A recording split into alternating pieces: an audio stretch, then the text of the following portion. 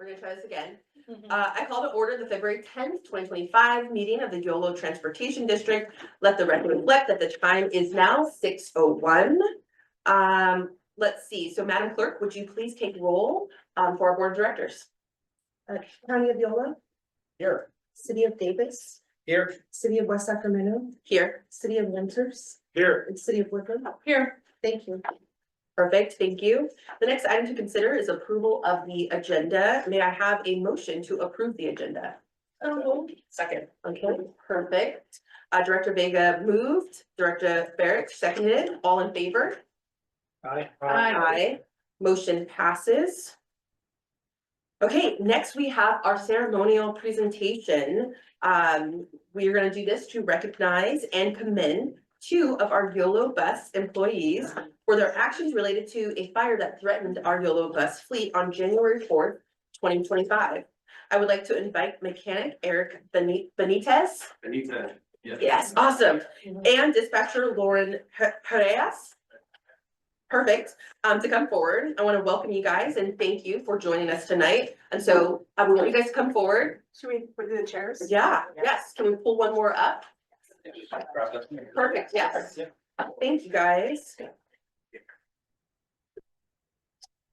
So it's my understanding that there was a fire that actually broke out at the cannery next door to our bus yard, and both of you went above and beyond the call of duty to protect our fleet, our facility, and our community as a whole. And so I want to make sure I say thank you and then also open it up to my colleagues to say any words.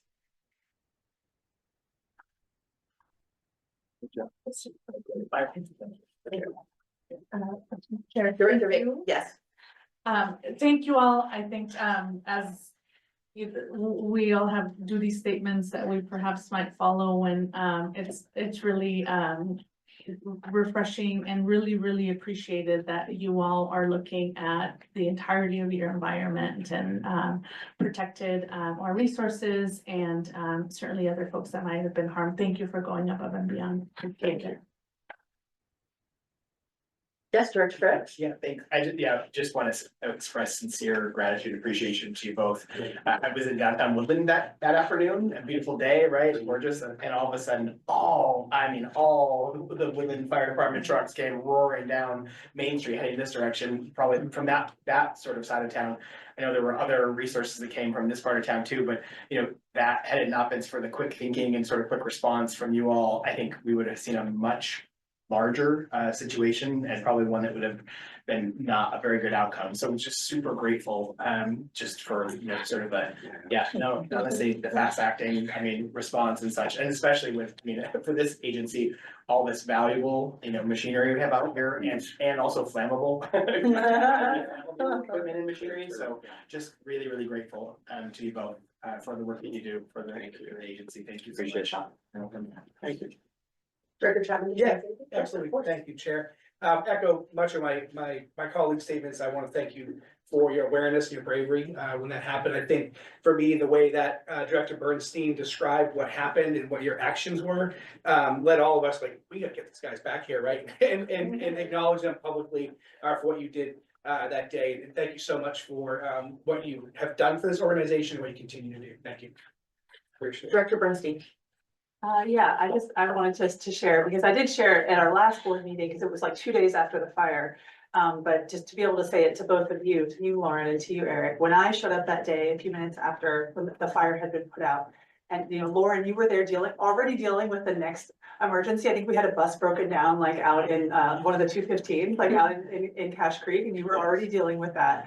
And then I walked out to see it. Eric, you were out there with the fire extinguisher, just double checking everything around our buses. Meanwhile, I'm looking across the fence and seeing that the firefighters are putting out the flames. And I was just oh my gosh, I was just so incredibly grateful to know that, you care so much. And I know that there's a lot of challenges that we have old buses, we have lots of issues, we've struggled to have enough workers, people who have been asking people to work overtime.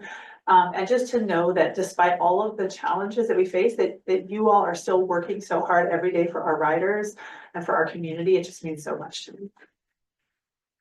Thank you. Appreciate it. Director Garcia. Yes, I'm new here and I'm an alternate for Director Lauren. And on her behalf and for my own, just thank you for stepping to the plate. And seeing what you could feel like you could do something and take care of it. Jump in. Thank you. Thank you. So with that, we would actually like to present you with letters of commendation. And I will read an excerpt from those letters right now. So on behalf of the Yolo Transportation District Board of Directors and our entire Yolo bus operations, we would like to express our sincere gratitude for your extraordinary service in response to the fire that threatened our Yolo bus fleet on January 4th, 2025. The fire broke out on an adjoining property on a windy, dry day and quickly engulfed an outbuilding just a few yards away from a row of parked Yolo bus vehicles. Had the fire grown and spread to our property, it could have destroyed many Yolo bus vehicles and structures. Yeah. Had the fire spread to our fuel dispensers, the consequences could have been even worse. Your awareness, bravery, and quick decision-making helped prevent the worst from happening. Lauren, you immediately reported the fire to the Woodland Fire Department and made sure all Yolo bus staff were out of harm's way. Eric, using just a fire extinguisher, you stood between the vehicles and the fire, stopping any stray embers and sparks before they could reach our vehicles. Your extraordinary actions went above and beyond the call of duty, and on behalf of everyone at Yolo Bus and YTD, we express our deepest gratitude and our appreciation. Thank you guys so much.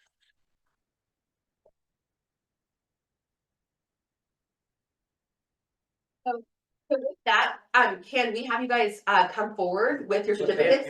Oh, yeah. Oh. Thank you. Yeah. You're first day chair. I appreciate that. They're gonna help me. By the end, I'll be good. Do you guys have anything to say? Thank you. This was a complete surprise. I mean, we get so busy back there and we don't think anything of it. We're on to the next project or the next thing that we're working on. This is outstanding. I appreciate everything, you guys. Thank you. I'm like very new to this. I'm not very good at making speeches and whatnot, but I do like to say that, you know, I do appreciate the effort that every one of you have, you know, at least acknowledged the overall work that I've been doing. And I was just there at the right time, I guess you can say. Yeah. And you felt the college is unmanaged about it. Not everyone that would be there even at the right time would do something. So thank you so much for stepping in. All right, can we get a picture together? Sure. So come on up with your certificates. Do you want us to go around? Which one would be better?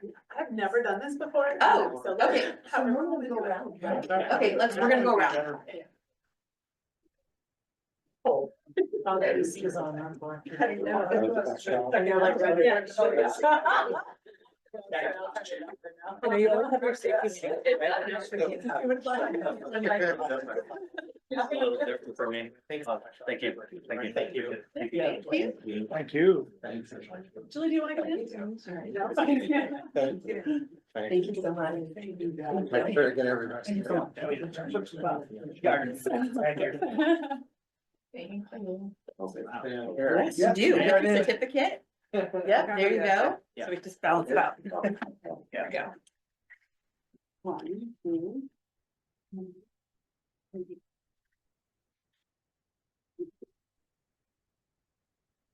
Somebody better forward one of these to me. Yeah, exactly. Cameras like. Thank you. Perfect. Thank you guys so much. Thank you. That is awesome. As far as things go off, it does that. Right.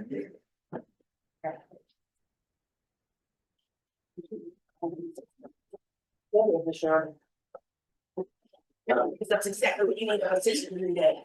So here's your mission. Should we turn it down? I put it there. I'm wearing a jacket, so. I'm not gonna. You do whatever makes you feel comfortable. All right, at this point in the meeting, the YTD accepts comments from the public on items that are not on our agenda and items included on our consent agenda. We do not call consent agenda items separately, but consider them all at once. As the agenda indicates, state law limits our ability to respond to comments, and for that reason, we may not respond if you are commenting on a matter that is not on the agenda. All matters on the regular agenda will include an opportunity for public comment after the staff presentation on each item. Is there any general public comment? I'm looking to you. Oh, Clerk, There are no comments online. okay, no comments online, and any comments here? All right, perfect, step up. Sounds good. Alan Hirsch. The senior person in this room, other than Lucas Ferrex, I've been down under. And also the Davis Lorax, I've been following trees in Davis for a long time. I want to note that again, we don't include the written testimonies on an item on the agenda for the last meeting, not included in the minutes. Public input's really important. Let me tell you a little story. You guys are very vulnerable as elected. You're dependent on the staff to tell you what's going on. You meet once a month. There's a lot of things going on. I figure your portfolio is very big. I'm in Yolo County Court now for a trial that's going to figure out whether the city of Davis, or actually the entire Yolo County, will pay between $10 and $40 million for failure to prune a tree in Davis. A woman in a park, Snyder Park, was killed by a tree that had been neglected. Totally neglected by the city. And this was a really sad story. The family had to move back to Ohio because the city has yet to make any payment at all, even though there was a problem here. But in the depositions, it came out that the city arborist acknowledged that the tree had never been pruned. There's no record of the tree ever being pruned. There's no plan for pruning the tree. It was just total neglect. And this tree overhung a sandbox. And the coverage for this damage is going to be out of not just the city of Davis, but the YC Parma, which is Yolo County Public Agency Risk Management Agency. So all the county agencies are going to pay for this $20 to $40 million problem. About $200 a Yolo County resident, not much. I had testified to the city, as Lucas will attest, many times, expressing great concern about the neglected trees in Yolo County. And I wasn't listened to because the city manager wouldn't acknowledge it. I beg you, please listen to the residents. We hear things from staff, we hear things from the bottom, we follow things a lot closer than you. Please listen to us. We can help you do your job as electeds. You have a big portfolio, people who specialize. I do this agency and I do the cities on trees. We follow things a lot closer than you have a chance to do. We can offer real service. Thank you very much for listening and thank you for your service. Thank you. Is there any additional public comment on matters that are not on regular agenda? Yes. Hello, Michael Barnbaum, as you know, resident, city of Sacramento, county of Sacramento, and alumnus of Sacramento State. The calendar next week is going to be a busy one. So since you don't meet again until next month, just some things to keep in mind for things coming up, particularly in the industry. On Monday, it is President's Day. Be advised. The Yolo Transportation District historically runs a Sunday holiday schedule, and the offices are closed. It is not necessarily the case with other transit properties in the 6-county region or the 7-county mega region. Anyone that makes a connection to another transit agency, please connect with them directly and see what they are doing on President's Day, because there is not a lot of collaboration for a holiday like President's Day, say like there is for Memorial Day or Labor Day or Christmas Day, as an example. So just want to put that out there. On Tuesday, and thank you to Director Vega for helping me for a little bit with this coming Tuesday of next week. The 18th is the 6 p.m. Woodland City Council meeting. Usually I wouldn't even advertise or make mention of that, but there will be a YoloTD item on that City Council agenda, and we'll get more into that later in tonight's agenda. On Wednesday, the 19th at 10 a.m. in Oakland is the meeting of the Capitol Corridor Joint Powers Board. It will be the first board meeting of calendar year 2025. On Thursday, the 20th, 9:30 a.m. is the SACOG Board of Directors meeting. And later that afternoon at 2:30 PM is the Mobility Advisory Council meeting. That is a more of a Sacramento function. You know how you have a Citizens Advisory Council? So they have a Mobility Advisory Council, and the bigger, larger focus is issues and items relating to persons with disabilities and senior citizens for better accessible transportation. And then last, I do want to say, before coming over here, I was told in the office today at work, just want to let you know, informational only. My Monday schedules will be changing to 10 to 6:30. So I'll have to provide agenda, non-agenda stuff after today written to the clerk. And if you're allowed to read it in the record, let me know. Okay, thank you. Thank you so much. Yeah. Any additional public comment?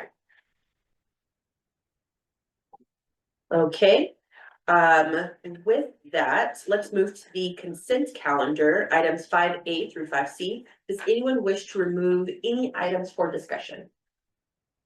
All right, seeing none, may I have a motion? So moved. Moved by Chapman, Second. seconded by Vega. All in favor? Aye. Aye. Motion passes. Okay, moving on to our regular agenda item now. We have item 6, open 30-day comment period on Winters Knights Landing B-Line services change. And we will get a presentation from Romero. Did I say that right? Actually, we're going to be hearing from Cassandra Barrientos, one of our assistant planners. This is one of her first time presenting to the board, so please welcome her. Welcome. We're excited. Good evening, everybody. As mentioned, my name is Cassandra Barrientos and I'm the Assistant Transportation Planner here. So for tonight's agenda item number 6, we'll be opening our 30-day comment period on Winters and Knights Landing B-Line service changes. Next slide, please.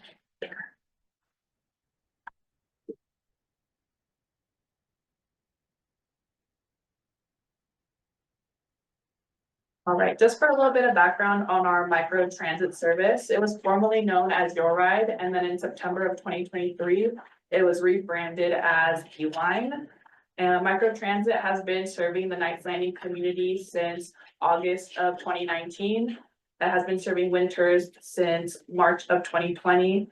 And then the town of Yolo was recently added to the Knights Landing service in July of 2024. The service of the microtransit service was launched due to low ridership on our fixed route and also due to the COVID-19 pandemic.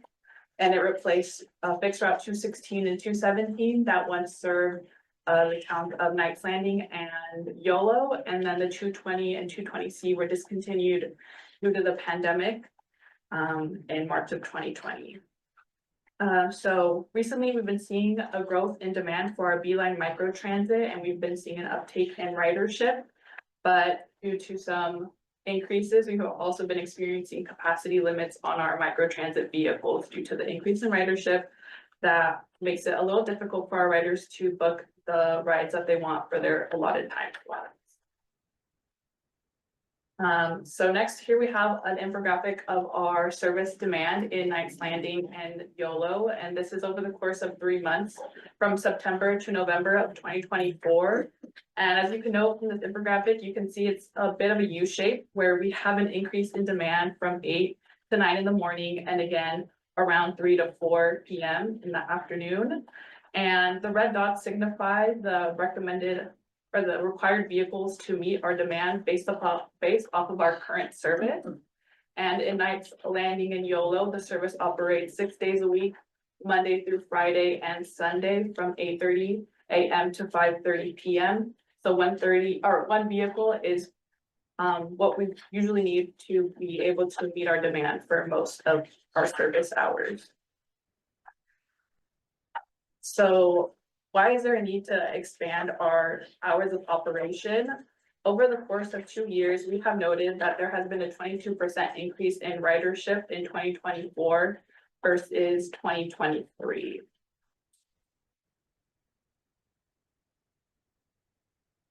Up here, we have another bar chart that shows our recent failed searches that we have been experiencing in Knights Landing from that, again, that 3-month period from September to November. And as you can see, there is a pretty big uptake from starting around 2 p.m. all the way till the end of service at 5 p.m. And when I say no capacity, that means that either our vehicles do not have room to hold another rider, but also it is important to keep in mind that the microtransit service is intercity and travels between Knights Landing and into Woodland. And that often means that because these rides are going into both cities, if somebody, for example, has a ride at 1 p.m. going from Knights Landing into Woodland, and someone at the same time wants to book a ride going the opposite direction, that ride would not be able to be completed as we only have one vehicle to meet our service demand. So for the Knights Landing and Yolo proposed service changes, we are proposing that currently we operate from 8:30 a.m. to 5:30 p.m. 6 days a week, Monday through Friday and Sunday. And we are proposing to operate from 7 a.m. to 7 p.m. Monday through Friday and Sunday.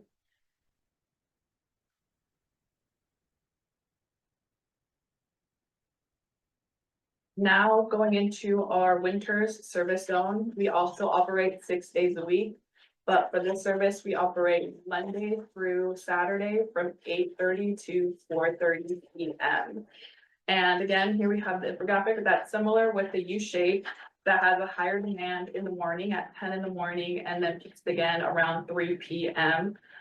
Just as the service starts and ends with one vehicle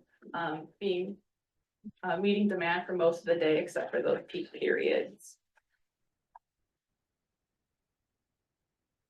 So what we've noticed from our ridership trend over the past 2023 and 2024 calendar year, we have seen that microtransit ridership in winters has remained stable.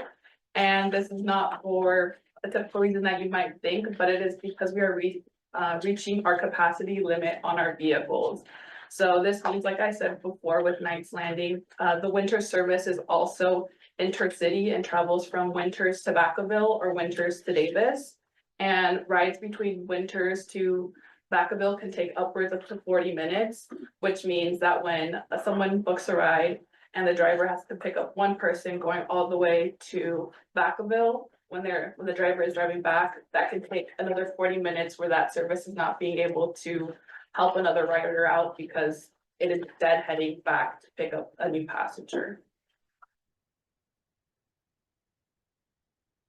Here we have another infographic of our failed searches, and over the course of 3 months, we have nearly at 3 p.m. 250 rides that went unserviced because mainly due to capacity issues, due to those long periods of time where the vehicle is driving back from one city into another and is not able to fulfill those rides that have been requested.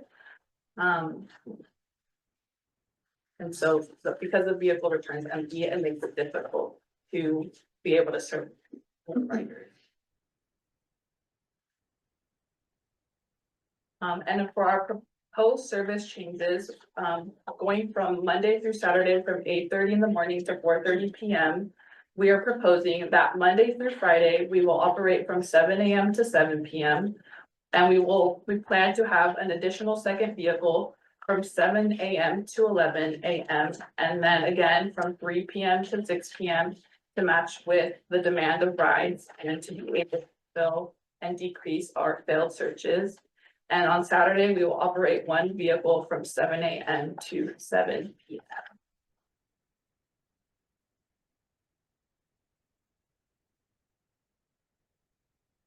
And then this slide just shows the estimated cost for the proposed service for both Winters and Knights Landing.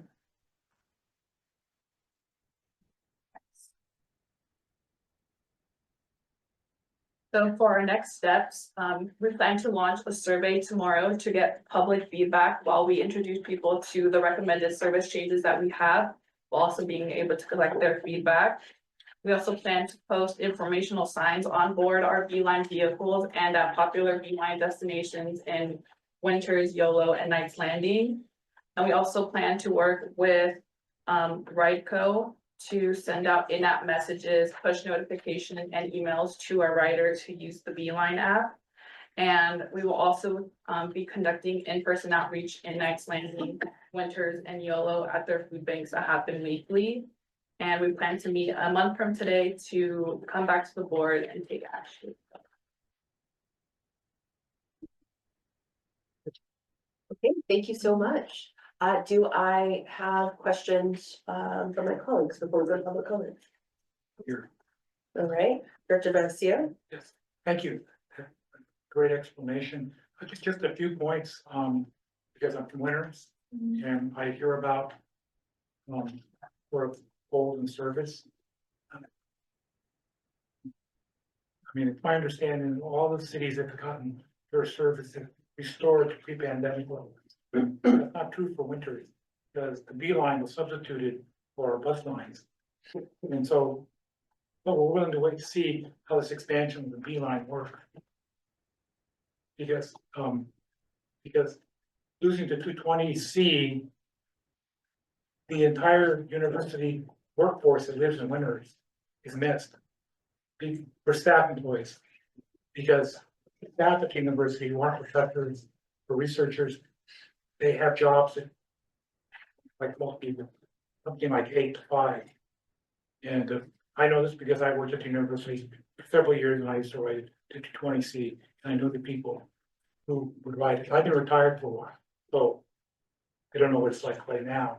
But there is a sizable workforce that lives in Winters that needs to be served. So I'm hoping that this expansion of the Beeline will help with that. And then sort of some suggestions on your outreach, which it all sounds like you're reaching out to people who are already riding the bus. If you're using the app and putting signboards on buses.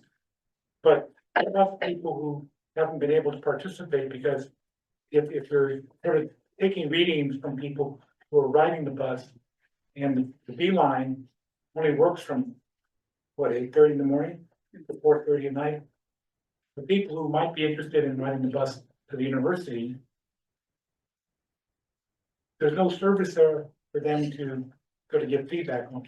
So I feel like those people are being missed. And it's a missed opportunity for them and for the transit customers. So I'd like that to be sort of looked at in some form. And then suggestion in terms of your outreach. And this is kind of particular to Winters. Might work in Yolo and in Knights Landing, but you may try putting something in the Winters Express. You know, in the press, Paper. comes out once a week. The deadline is noon Mondays to get in there. And also perhaps a water bill mailer.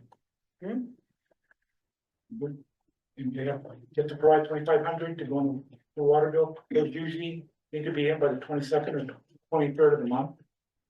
Okay. And that gets to the 2,500 out. So. And then finally, is there some outreach to the university community at the university so that these people can hear about it multiple ways? And finally, if you have digital media, perhaps you could link a way to get to it through the City of Winters website. So that it. And one last thing, which is, I guess we have to get there first, but it's my understanding that when you're using the Beeline, you use the app and you can only buy a ticket for one day.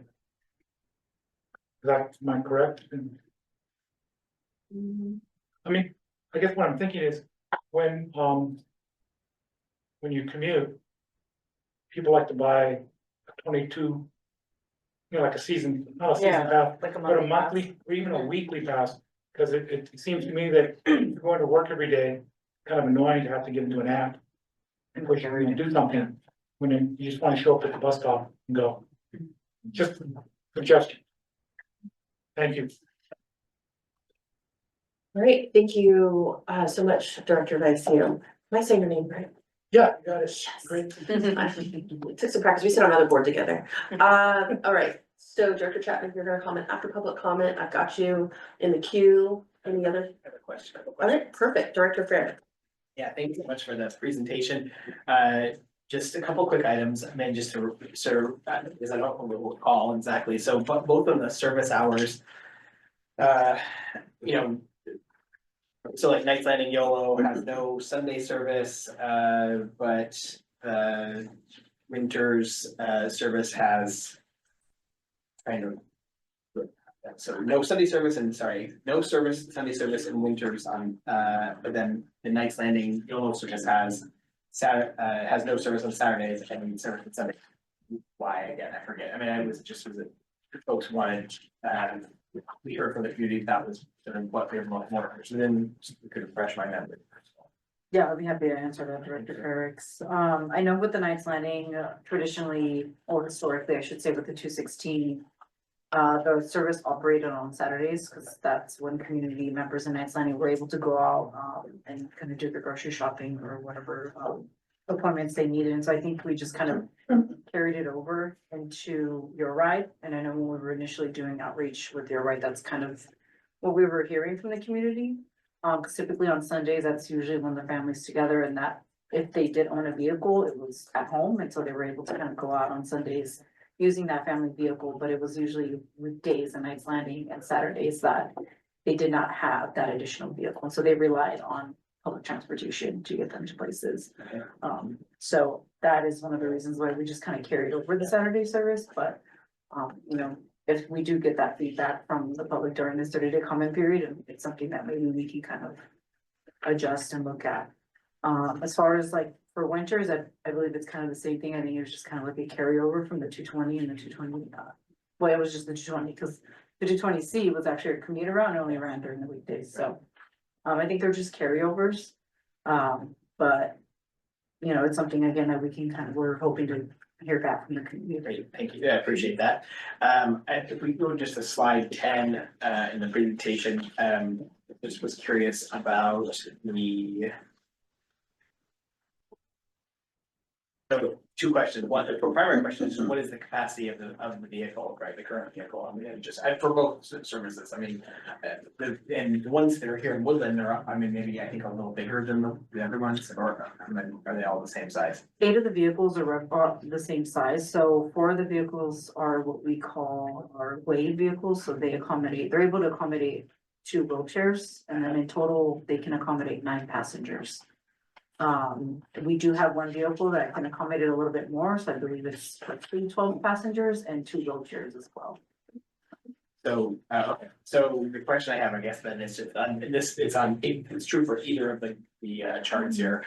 Just the sort of the vertical axis is passengers, and it says like, you know, half a passenger, 1 passenger, 1.5. I mean, so are those the comment was made that many times the vehicles are at capacity, which would be, you know, greater than 10, we'll say. So is that what, I guess I'm mistaking, I'm trying to understand that.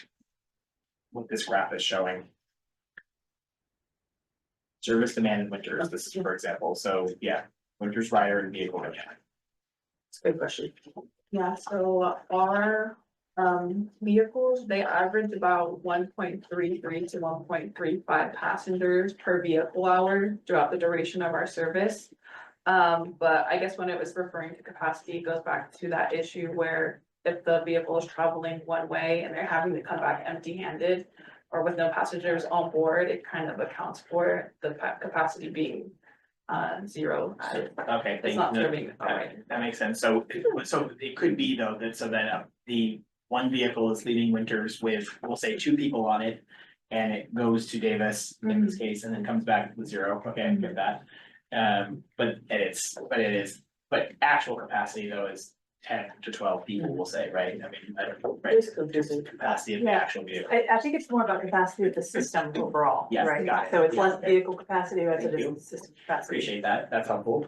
And then this next question, just kind of, and we can have a conversation too, but goes to Director Biasio's comments, and, you know, Director Lauren and I have talked about this too, which is really just around the sort of the former Route 220. I mean, right, it was a larger vehicle, it wasn't, you know, I think the point of this line is it's these like little point-to-point, you know, systems, I think generally shorter trips. I mean, I get that we have, in this case, Winters is further away from other populated areas of the county, Knights Landing and Yolo are further away from other parts of the more populated parts of the county, and we want to serve them. I completely appreciate that.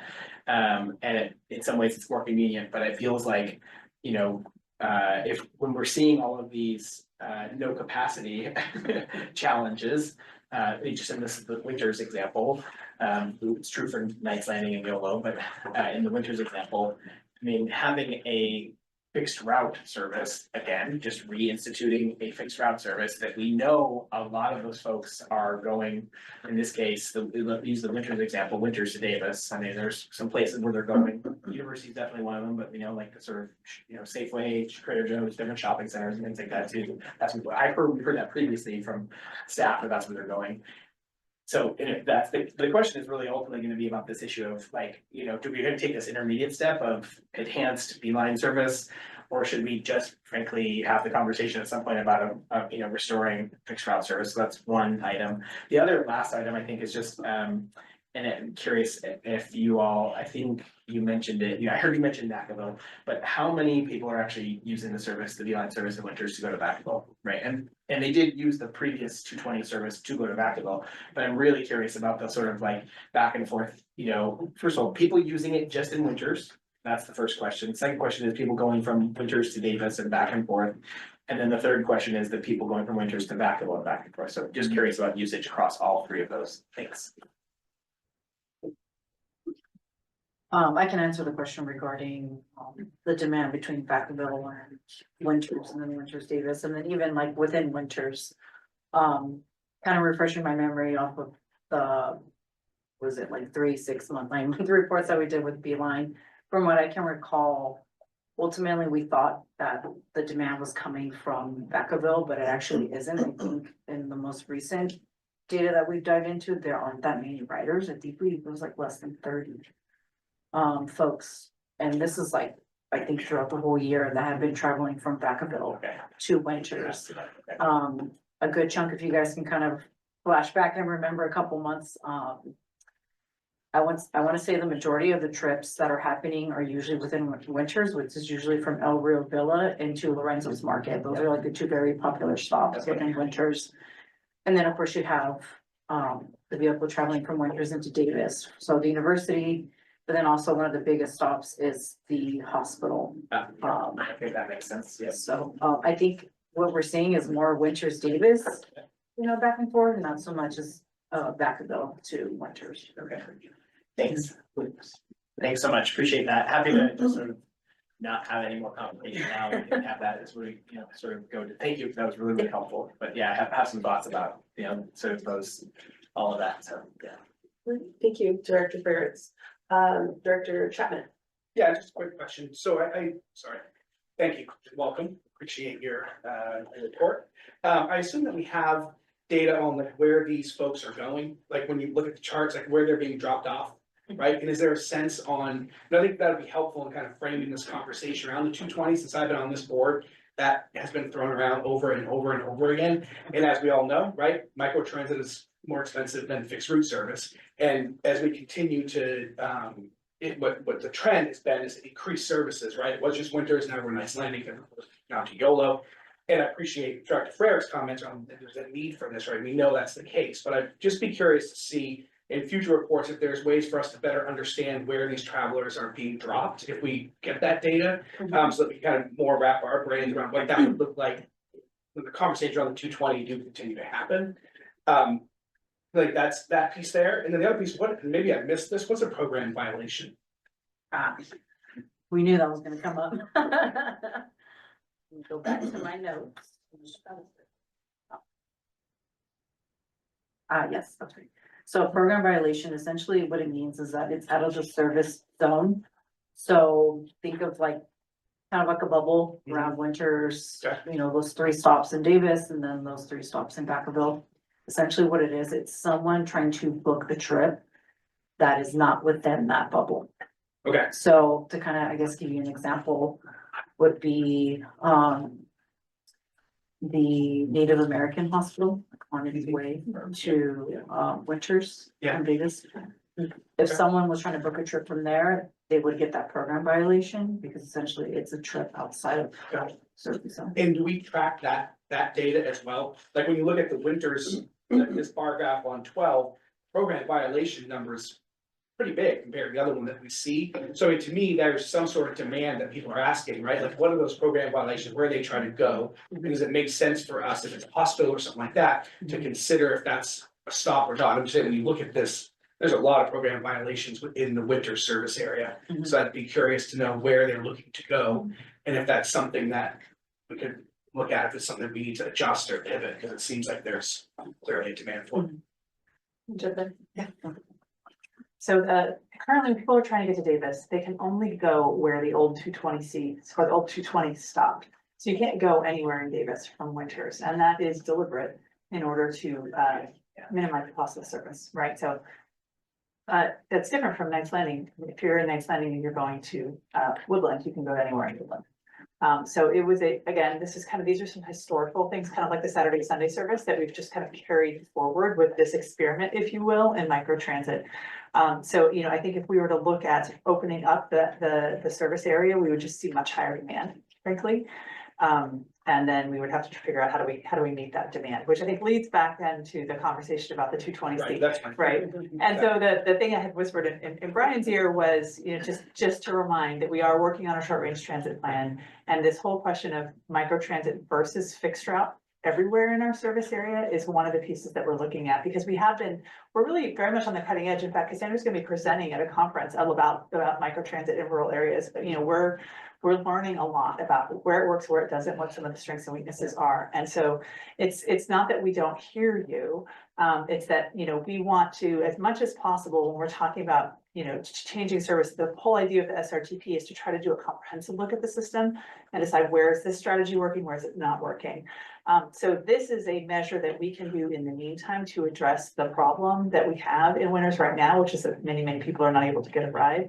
But it may very well not be a permanent solution, but it's something that we can do fairly quickly while we're taking that sort of broader look at our system. That said, you're our board. If you tell us to bring back the 220 seats, you know, we'll bring back the 220 seat. But how we've done it in the past is we've tried to use those SRTPs to take a comprehensive look and as much as possible avoid sort of piecemeal service changes that are out of the context of the whole system. Thank you. Let's see, with that, we're gonna take it to public comment. Who do I have up first? Yeah, just one more quick question. Okay. I mean, you can come up with just one quick question from staff. So just, I mean, I know it's on the long range calendar for an update in May, but what's the timeline for a short range transit plan being updated, and then any kind of recommendation that might come from that being implemented? That's the real question, I think, whether or not to see with enhanced beeline service. So I'm curious about that. Yeah, I think with the SRT completion, we're probably looking at fall or the end of the calendar year, and then we'll probably be rolling those recommendations into the subsequent fiscal year budget. Potentially not starting something until like July 2026. Okay, thank you. Come on down. Alan Hirsch, water and money are both scarce in California. And in California, we are concerned when we plant all these almond trees versus tomatoes, because once you plant an almond tree, you have to water it every year, when there's drought, when there isn't. So putting in a transit service, be like getting people dependent, you're planting an almond tree, you have to water it every year, so you're making a long-term commitment here. And I don't see any worry here, any cost effectiveness numbers on the transit, cost per trip, cost per ride, cost per passenger, cost per truck. I don't see any of this thing. So we're just asking you to write a blank check, no implication of long-term. And how is this cost effective versus fixed routes? And I thought the agency was gonna hit a physical split in a year or two. That's what I heard. So again, I talked about in terms of the budgeting, we don't see any cost effectiveness numbers, because we need results. Here, I don't see any cost relative to this service, in terms of number of people rides. When my approximate measure, this particular, we were talking about $30 to $40 a trip on microtrans. I may be wrong, I'm sure there's an expert here, but this is about 0.1%. Well, 1,000% of the trips in Yolo County are on microtransit.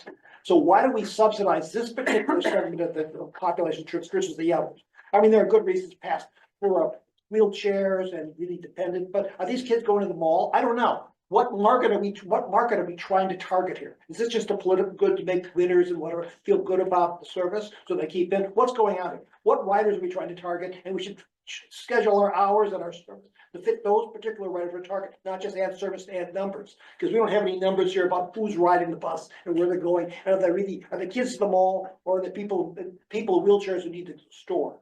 And I think we know who we want to favor on there, but we don't see any numbers here on this. So I raised some questions in terms of this, but we're not giving up. So again, I think we need to be a little hard nosed. We have so much money to spend. Let's spend it on those trips we really want to help that people are really dependent on. And I don't see that here. Thank you very much. Thank you. All right. Next public comment? Yes. Hello, Michael Barnbaum again, resident, City of Sacramento, County of Sacramento, and alumnus of Sacramento State. I wanted to take a moment to comment on this item and say thank you to Mayor Viacio. Good try. Mayor Viacio and Director Ferrix for Yolo County. So I might sound like a broken record here, but this is worth repeating. Many of us gather in the room and represent cities across the two counties because of the service provided on the 42A and the 42B. There was a map put up here with all of our logos on it, including the county and the airport logo in Sacramento County and the city logo in downtown Sacramento. But Winters is left out of that route. And geographically, it doesn't make sense.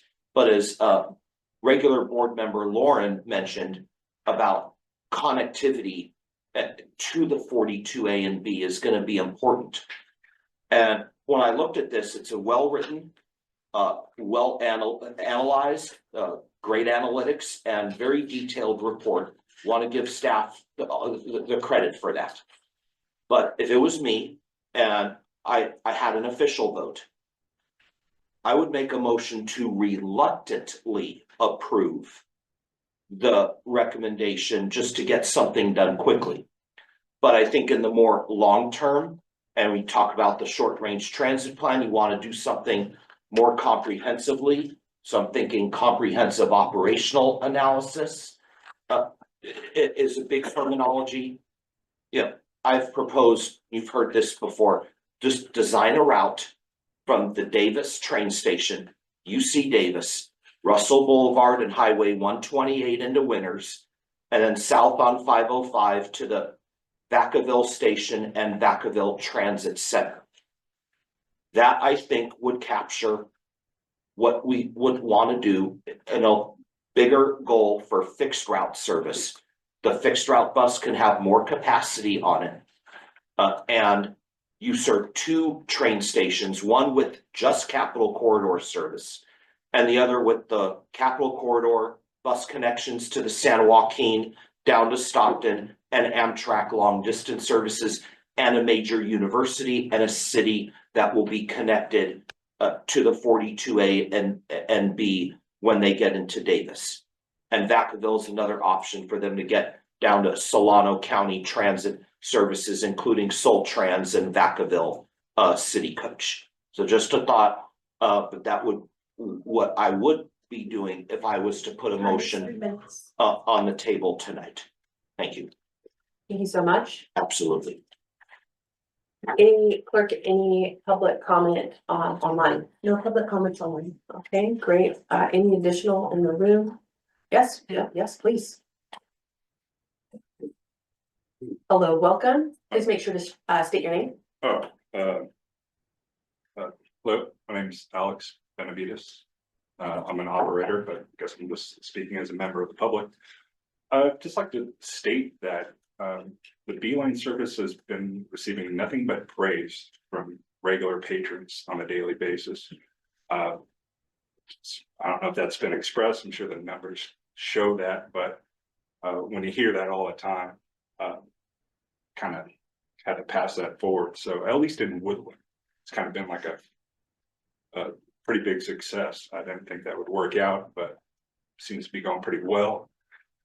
In addition to that, just like to say in regards to the winners in destinations in general, that from my experience, that Solano County Community College has been picking up pretty big. I don't know if that shows up yet, but if you wait a little longer, I'm sure you'll see that there's a lot of students going back and forth.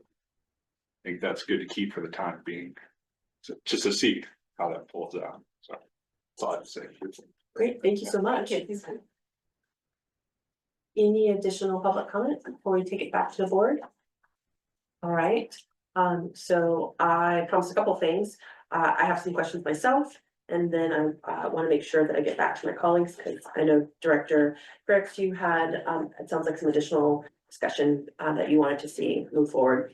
Cost, so on, I think this is slide 14, I wrote over it. You have the estimated cost of proposed services. And it looks like cost per year for winters, 320,000, roughly, an additional increase of 175, or 176 if you round up. Nice landing, 190, an additional cost of 39,000. And in total across those two service areas, 510,000 per year. So my first question was, after going through, we adopted our consent calendar today, and actually part of it was our budget actuals to budgeted. And I saw the areas that we maybe didn't, and I'm assuming it's because there were a ton of increases. But areas that we probably didn't budget accordingly, and again, it might be because there was a lot of changes, was actually around maintenance and insurance. And so I see on here, it says, note costs included, that costs only include contracted transportation, insurance, and other miscellaneous costs will add an additional 10-15% based on the budget that I saw at least today, in which we, again, are only halfway through and have blown it out of the water. Does that take into account the significant increases that have happened with insurance? Clearly, I'm assuming this year. This particular cost, no. Yeah, the 10, well, no, so the 10 to 15% number that we see here, I'm what you're hearing me ask is like, clearly it's increased. So, just like we will put an estimate in for like how much benefits are, right? When you bring on an FTE, it's like, here's the salary, and you could, average this percentage to add on to the increase. I'm assuming that this 10 to 15% is like our normal add-on for insurance, miscellaneous and fuel. And at least what I can see from our budget, what we budget for insurance is no longer an accurate percentage, I'm assuming. I haven't talked to Autumn about it, but I know this year insurance costs just for California went through the roof. I'm assuming that we're also experiencing that. Is this 10 to 15% like a new percentage that we budget, or is this like our normal one? Like I said, our normal budget doesn't appear to be accurate anymore. Okay. So let me jump in here. Yeah. And I apologize, I'm trying to look at what you're looking at. Oh, it's okay. I can tell you the exact pages because I underlined them. I mean, in that budget actuals. Yeah, no. I was gonna tell you the exact pages as well. So if you go to page 21, you can see 110% of budget. If you go to page 20, under insurance, 108% of budget.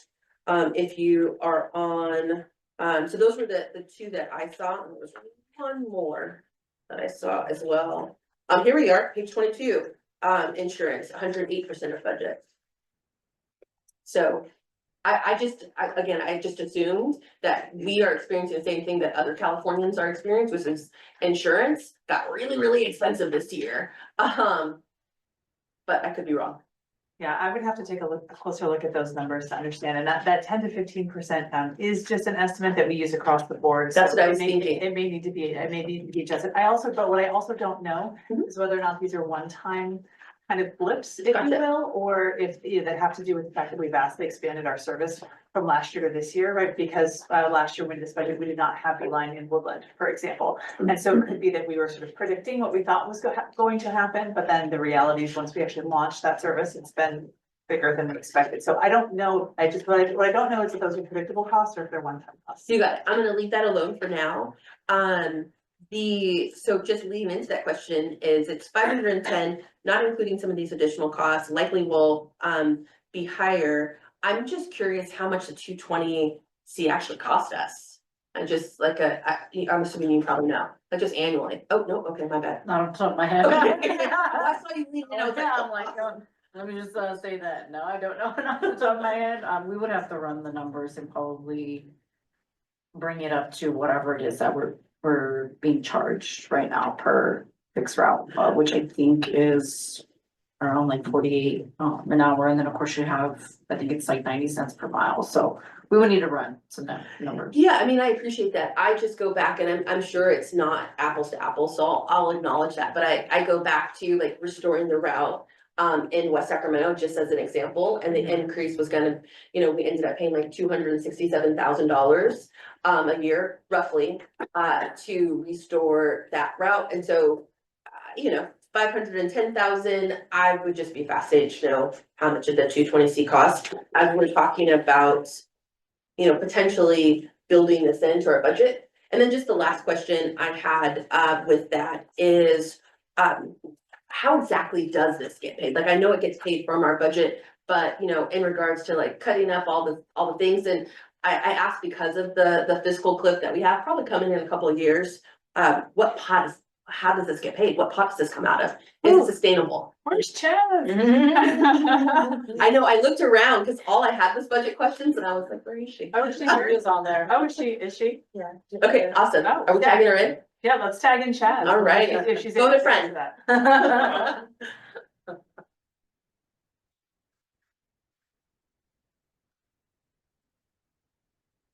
Hi, good evening. Good evening. Did you hear some of the questions, Chaz? I did, and I think the first one was a two-parter when you were talking about the insurance and if it was included in their assumptions for the increases in microtransit. So I think when they were estimating the changes in service, this was more focused on the additional hours. And so our basis for microtransit budgeting is it starts with the hours that we plan to serve and the number of vehicles and how many days. So I don't think that the assumption includes any of the increases that we see specifically around insurance. And the insurance part is really, just as you said, the insurance has gone up. In addition to, we are a part of a pool. So when we estimated the insurance for budget, it was, based on what our experience was at the time. So what you're seeing in the insurance cost is the 100% for the year. And Got then, it.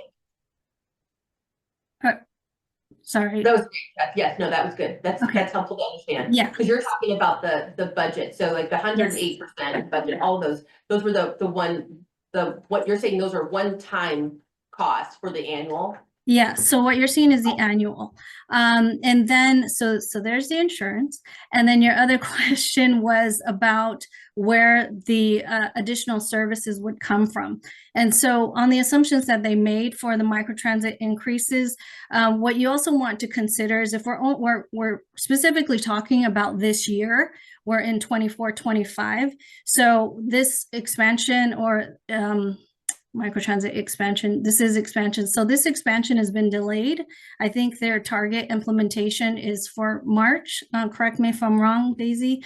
And so if we're speaking about 24-25 specifically, in regards to the increases, we're seeing a savings right now because we have an 8-month delay in expansion.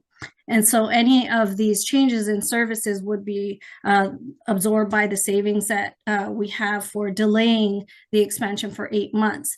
The second part of your question is, with any expansion, specifically for microtransit, let's say, this would be funded by TDA money as well as 5307 formula fund money, the federal money.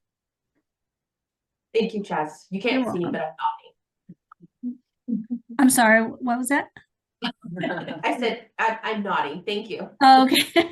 You're welcome.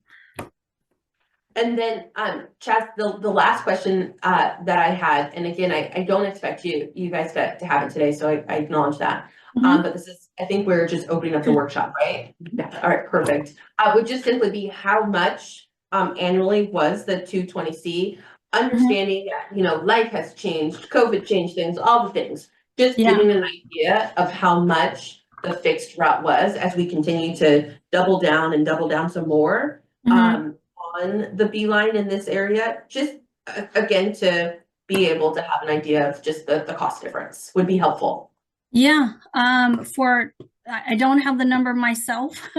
I'll have to dive into our budget worksheets, and as you know, you got a little bit of a preview of how we calculate it. So the base cost is like much of what Daisy said. You know, it's tied mostly to the number of hours and miles we plan for that route for that specific year times the current rate Transdev contract, and then we fold in other things, of course, fuel, insurance, and other related costs. So if this meeting goes a little longer, maybe 30 to 40 minutes, I might have the number for you. I just need to dive into the budget worksheets and see if I can get that for you. I'll make sure it goes longer. No, I mean, and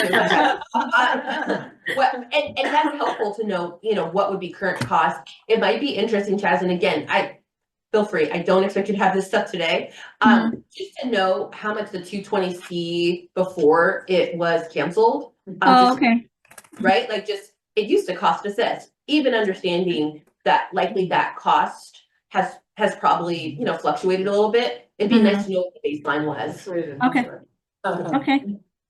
Probably got it. It's the cost is one thing, but it's also the ridership. I mean, I believe the ridership was greater. I mean, that's so. I mean, that would make sense too. So more riders, less cost. Hypothetically, we'll find that out later. Absolutely.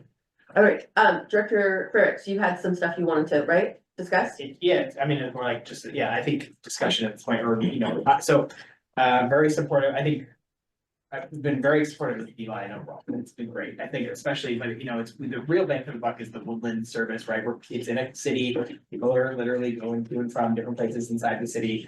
I'm so grateful that we made the adjustments we made as it relates to Knights Landing and now YOLO, because I think it's very important for us to attempt to try and serve communities that are not being served, but being served a little bit. I think I still feel that with the winter situation, we probably just potentially need to rip off the Band-Aid and figure out the restoring the fixed route service. I mean, I think, and you know, I understand there's a sort of a mid-range kind of response, which is this, to potentially, you know, increase the vehicles for my one, for the beeline for winters. I just think that there's, we don't know exact numbers, but I think it was less expensive to operate previously. And there certainly was I believe back in the day, pre-pandemic, a greater ridership than what we currently are experiencing with winters as it relates to the beeline. So, you know, I hate to I mean, sort of make some adjustments now, and then, you know, we go through this whole process, and then a year from now, potentially a year from now, get back the results from a short range transit plan, go in the direction of restoration of service. It just is one more, you know, sort of adjustment that we are making. I guess my question to staff right now is, how did we make the decision? I mean, walk me through making the decision of, we had cut a bunch of services during the pandemic, of course, and then we restored a bunch of services. So we were able to restore a bunch of the other services, and we didn't have to take them through the short range transit planning process. So why is this different? that this was what our SRTP told us to do, which was to replace the 220 and 220C with Beeline in winters and restore all these other services. So this is this decision to go to Beeline in winters was the direction that was in the last short range transit plan, and that's why we haven't brought the 220C back. Now, we have brought back the 44, which was against our short range transit plan. So in that case, that is one thing that we have done that did diverge from what our SRTP did. So it's not to say that there's the rules, then there's the exceptions to the rules, and so this would be one of those cases where we could make an exception to the rule. Okay, and I recognize that the, amount of time, it takes some amount of time. I mean, first of all, I wouldn't say, this evening we say, yes, definitively bring back the 220, right?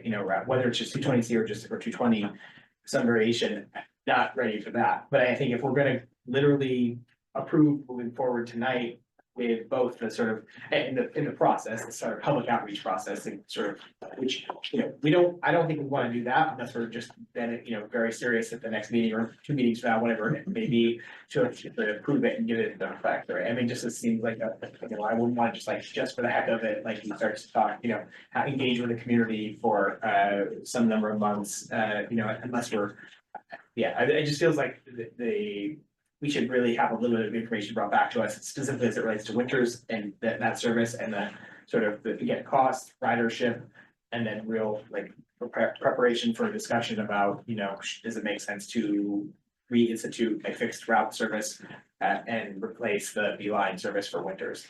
On the night landing Yolo stuff, great, yes, very supportive, happy to go in that direction.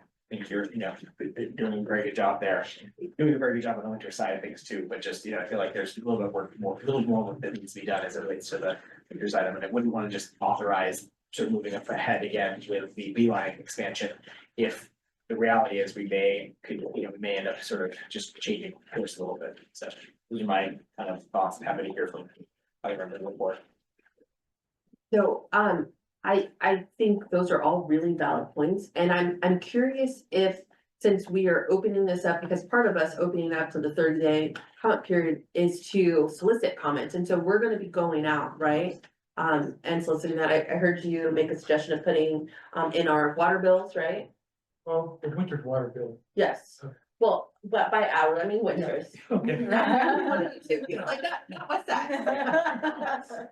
No, just to clarify, yeah, I'm supportive of what we're doing here, but I wanna sort of keep the conversation open about the 220 or some other solution. We're not fixated on that, but we have people we wanna get back and forth between places. And there may be changes coming in terms of the colleges and things, so it's important to get on a good footing to be able to transport people around the county. I've always thought this is an interesting problem that I've kind of thought about for many years. How do you design a bus system that's efficient, transport people over long rural distances? So I'm happy to be part of the solution and put my 2 cents in. But those were suggestions about how to get more input from winners. And if we can do some of that, speaking for myself, and I think for Director Lauren, we will push it and we will get it into the community so the community can beat them over the head so that they reply and say something. So we have some data. So you have some data, so you can massage it and look at it and come up with some solutions. So just with that, I promise I was, so thank you. Because I have the question of, could we also, since you're out there, ask about the 220? I mean, and you're getting feedback on the Beeline, you're already gonna be engaging. I don't know if we're able to throw in a question about, would you have a preference? Do you wanna bring back the 220 versus the Beeline? Yeah, Yes, okay. would you use it if the 220 existed again? I don't know if we're allowed to do So that, I how this think- works legally. I would say that if we're opening the 30-day public comment period tomorrow, I don't think there's time. Because I think this, are we talking about the 220? Are we talking about the 220C? Are we talking about completely eliminating Beeline? Are we talking about scaling back Beeline? There's a lot of variables. And so, what I would say is what we could do, just as an option, would be to hold off on opening the public hearing and actually direct us to come back to you next month with additional, basically multiple, I don't know if it's next month, multiple options, if you will, to consider, and then bring those to the community for consideration. So in other words, I'm saying slow this process down and actually make some restoration of 220 or 220C an option on the table.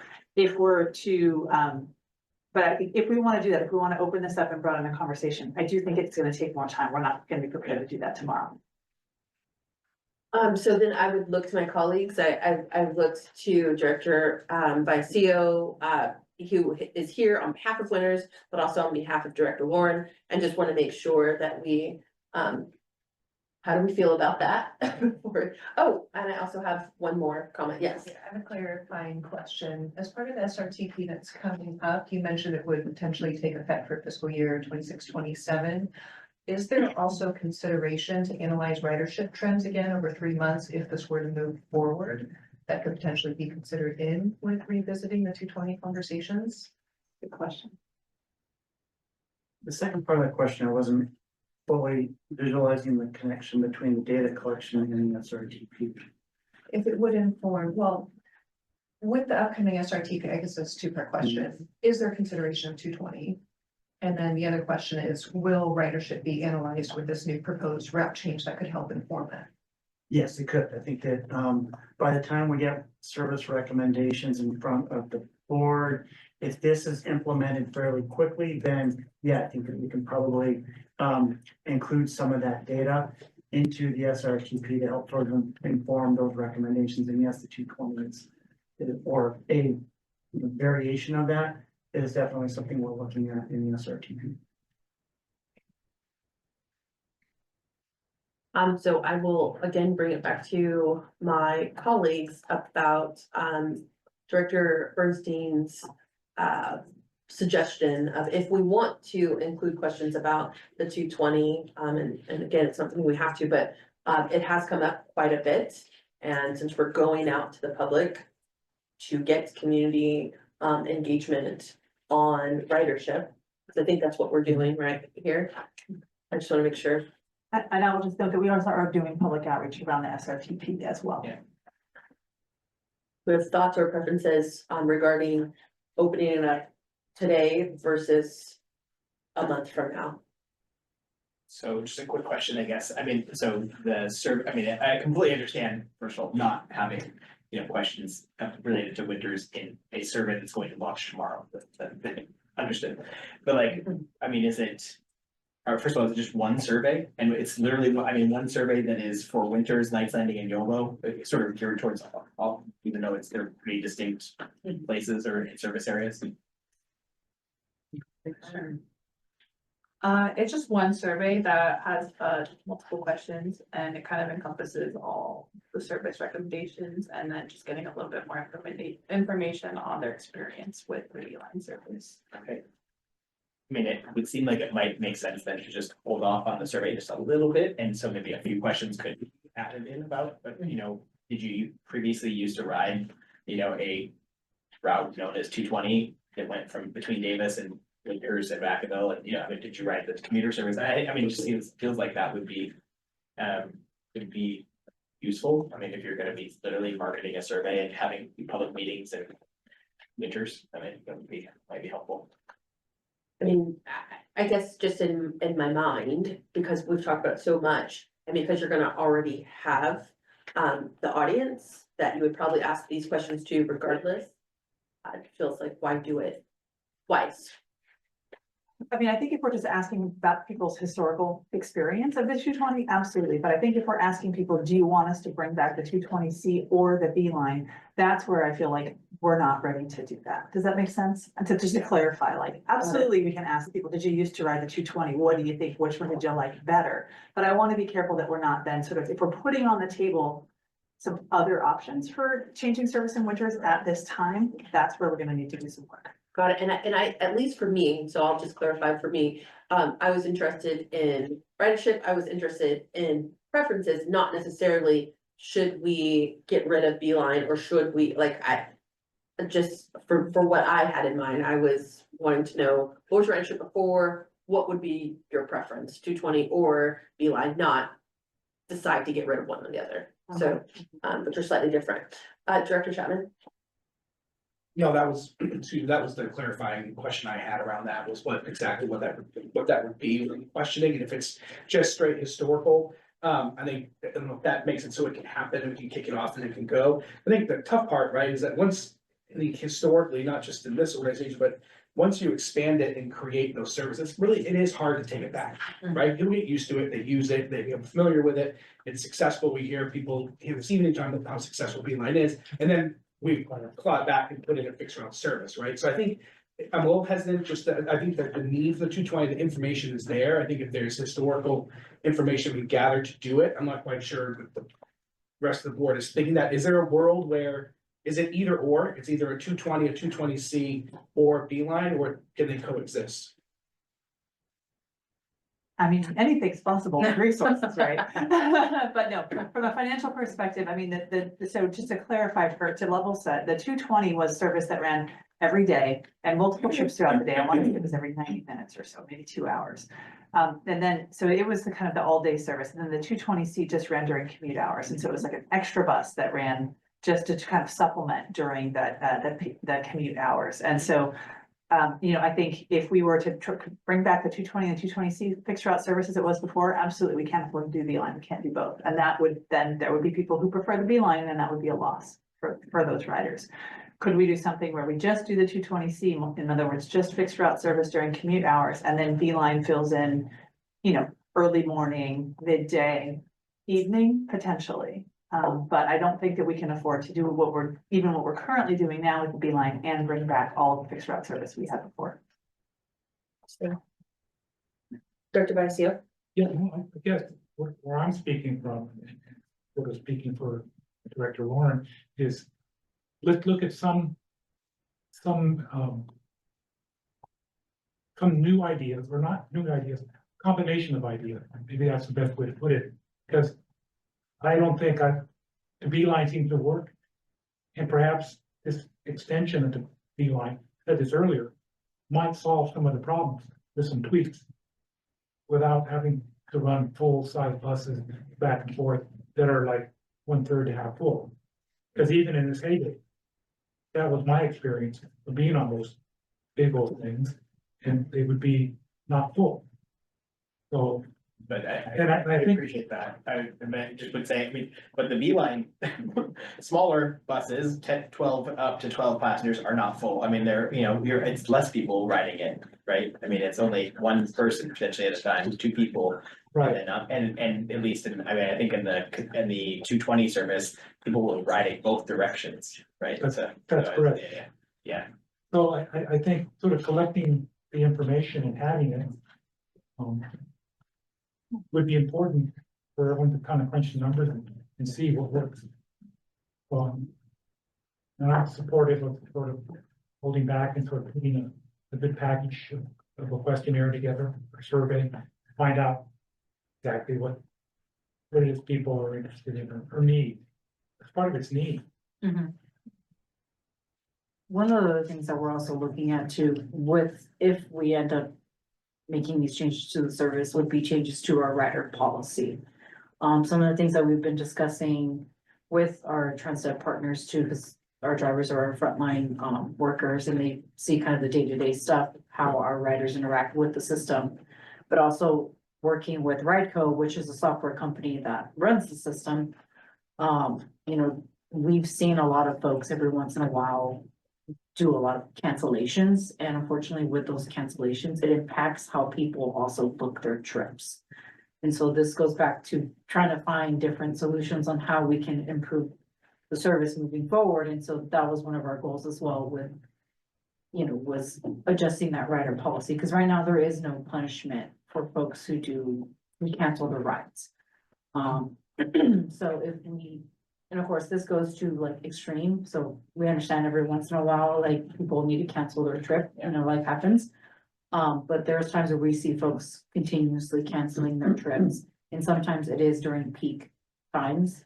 And that of course impacts the system. So if we have a rider who keeps booking a trip for 3 p.m., which is one of our peak hours in winters, but then they keep canceling it and there's no consequence. So then the folks who do need the service at 3 p.m., they are no longer able to book the ride unless they can, basically they're on their phone all day, every day. Or they're calling and saying, hey, is there like a time slot available?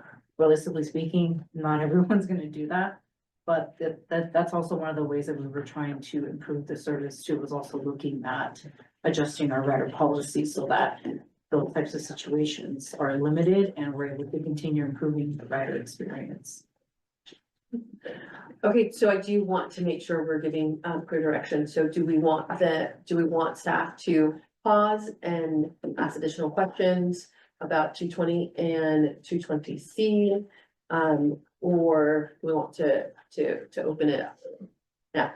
I guess one of the questions, why I was asking earlier about sort of, again, the different parts of the service territory, I mean, do you feel comfortable doing the sort of the Knights Landing YOLO sort of outreach part, and then we just hold off on winters a little bit? I mean, well, there's a little bit more information and data that's gathered.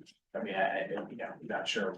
I mean, I understand, there's a finite amount of labor hours available, but so just curious, about that though, right? I mean,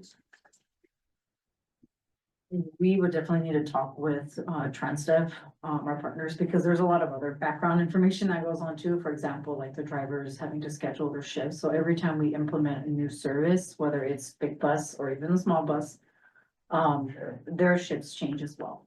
So we need to work with Transdev and our partners in making sure that we're not just implementing like change after change. So if in our world we say, okay, we're gonna roll through with Knights Landing in April, that would mean they would need to put a new schedule, essentially a new shift bid for the drivers. And then if we say, okay, in July, we're gonna kickstart winter's driver transit service, that basically means a new shift bid for them. So there's a lot of other background moving pieces too that we need to consider. So I think if we do end up splitting it, we may have to hold off on when we officially launch. So even though, say, for example, you guys approve it, an ideal world in March for Knights Landing, but we want to hold off on winters, we may have to hold off on the launch for both systems just because of one, staff timing, but then also making sure that our drivers aren't changing their shifts like every 2 months. so what if you were to hold off just a little bit though, so we can incorporate some questions like we talked about with regarding the winters part of it? I mean, that doesn't necessarily change that way. You'd still be kind of going forward with the Knights Landing YOLO and winters thing, but it just wouldn't be coming back for a March 10th YOLO. Board action, right? I mean, I don't know. I'm just asking. I mean, I think a little bit of frustration here. Jesse's not here tonight, unfortunately. Yeah. So grateful that Al is here. We have been asking about this particular item repeatedly, and you guys do a fantastic job. But this commentary and questioning about fixed route service versus Beeline has been happening for a while, particularly around the winter stuff. And I understand that that's we're at where we're at, but it's yeah, I think there's a real desire to have it more. I mean, I would say like looked at more, not more seriously, because I think we're taking it seriously, but just, real examination of this issue, and it's, and so anyway, I completely understand also the need of, going through the normal process, transit plan, time that it takes to do that, and coming up with the sort of potential implementation if we were to do that in, beginning of a fiscal year, the next fiscal year. Totally understand that. I mean, we've just done a bunch of like seemingly one-offs over the course of the last year or two. 44, getting that service, the express bus service back up and running, fantastic, great. We streamlined the 42A and 42B in terms of reroutes, just sort of make it, especially through Davis, that's sort of like, straight shot east-west through this middle of town. I think it's definitely been working as it relates to like increased ridership and such. It feels like we definitely had numerous questions raised and asking about that at the winter service, and so it feels like that's a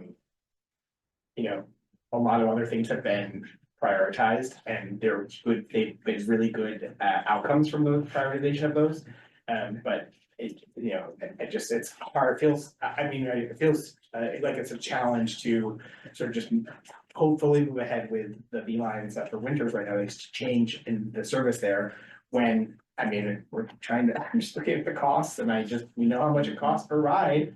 And we know that we're also, I mean, I didn't even know this issue about people were routinely canceling, that's great information to know, so I'm glad we have just heard that.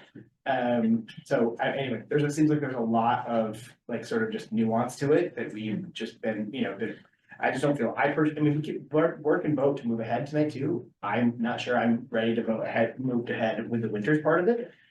If it's a split vote, great, that's fine, that can happen. But I just, like, I also care about making sure this gets solved and we have the best services possible.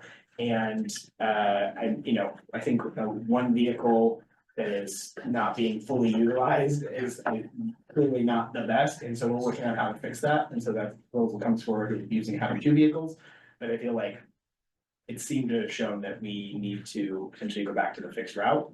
That's just the anecdotal sort of observation. Obviously, the actual data will be helpful in helping to bear that out, if that's a correct assumption or not. But I mean, for me right now, totally fine going ahead with the Knights Landing and the Yolo sort of side of things, not ready yet on the Winters thing, and not because I'm not trying to deny Winters service, I'm trying to make sure that Winters gets the best service that it can get. Yeah, so I have Director of ICO suggested and would be fine with us postponing the opening for 1 month to March. What I'm hearing from you also is unfortunately splitting Knights Landing and Yolo and then doing winters later might be difficult. I think I just want to reflect back, and so we would pause for both until our March meeting, and then we would take it up then. I do want to clarify though, what we would then get in our March meeting are a lot of these questions that, to Director Frick's point, definitely the reason I brought it up is because the whole time I've been on here, I've heard talk of the 220, the 220C. And so we would get some of those deeper level questions within the survey. I just want to make sure I'm reflecting back so that we don't wait a month and then we're in the same spot. Yeah, I would just want to make sure I'm really clear on what it is you're asking us to bring back in March. Is it just, are we just looking for historical data around the 220C, or are you actually, or in 220, or are you actually looking at us to bring some potential options, including restoration of the 220C or 220? That's what I would just want clarity about. Yeah, and I think that's fair. So what we said, at least in regards to this open, would be that it is a survey. And so when you suggest to me options I think, again, I'm gonna reflect back, it would be options that would be in this survey. Is that what you're asking me? Yeah, so I mean, the survey is on a potential service change that we have been developing for several months. Right, so the staff work that Cassandra has done along with Ryco and to basically put together a proposal. So are you asking for us to come back with an alternative proposal to this proposal that essentially would involve some restoration of fixed route service? I guess that's what I'm asking. I want to open up to the colleagues, guys, see if you have some questions, and then I want to make sure everyone has space. Thank you. I do have some questions, right? Nick over here, so I'm trying to catch up to speed on where this is too, because I remember you mentioning that there's also a survey going out for the SRTP. And I see there's a potential update for that coming back to us in May. Are there plans within that survey for anything around this fixed route conversation? Go ahead. I don't believe our survey right now is active. We did a significant one in over the summertime, and then we're planning on doing a second phase of outreach either the spring or summertime. So there isn't anything active that we're doing right now in terms of outreach for the SRTP, because we're sort of gearing up for the next round. Could that potentially incorporate some of these things, and would it benefit from some more ridership analysis if this route change were to go through that could help inform a better discussion at the board at that point? I have to admit, the idea of waiting months and months longer is, at least to me, and I'll just share, just for me, not appealing. Because to Director Frick's point, we have been talking about this for a very long time. We built this into our budget, the expansion of the B line, again, not, I think, fully knowing or understanding the costs, and then also the comparison to the fixed route. And so our short range transit plan feels more like a medium range transit plan, and that it'll happen sometime in 26. There we know immediate needs now, for these communities, and I just wanna make sure we're also being responsive to that. That's where I'll share for me. Director Chapman? Yeah, thank you. I'm gonna try and find a way, I don't know if I can parse this out and move us along a little bit. So this came up because of this, the Director Ferrick's first comment, the questions around the survey, right? And if in that survey, we could ask questions specific to Winters and the 220, right? So like, I guess, can we run my thought is that we open up the 30-day public comment for the Knights Landing YOLO, because the information we're getting back on the 220 doesn't connect to Knights Landing and YOLO, right? It doesn't have anything to do. So that survey presumably is basically done, because today we were asking us to approve it and kick it off tomorrow. So if we get that ball rolling, right, and that survey is complete, and then in March, what comes back to us, and if I understand what you were saying correctly, was wanting to put questions on the survey directly related to Winters around possible usage or restoration of that service. And us needing more information on what that cost is and what ridership data is right around that. So if that came back to us in March, I guess, is that possible? If that information came to us in March, and then we were able to say, yes, we want to include those questions on the survey, because once we open that can of worms, it's gonna be hard to put it back, right? Yeah. So we can make that decision on whether, as a board, on whether or not we want to include those types of questions on that survey, whether we want to include historical questions on 220 or not include anything on 220 in March, I would presume, and possibly kick off the 30-day comment period. And maybe that could happen with direction from us after the March meeting. Could that timeline work? Because it seems to be that's where people are falling, is we don't want to kick it 3 or 4 months down the road. We want this to go on, and I think, getting stalled this evening, especially on the Winters piece, isn't a desirable outcome. The hangup I'm having is if you look at the long range calendar for March and all of the other really important work that's moving forward, we're talking about just kind of adding a significant new variable that is kind of on top of a lot of other work that we already have coming to you, and we do have a pretty aggressive schedule for March. So we can absolutely come back to you. I just want to be realistic that it's gonna be a very long meeting in March if we add this to that. No, and I know that this, I'm at the will of the board, I'm happy to not, whatever the direction is.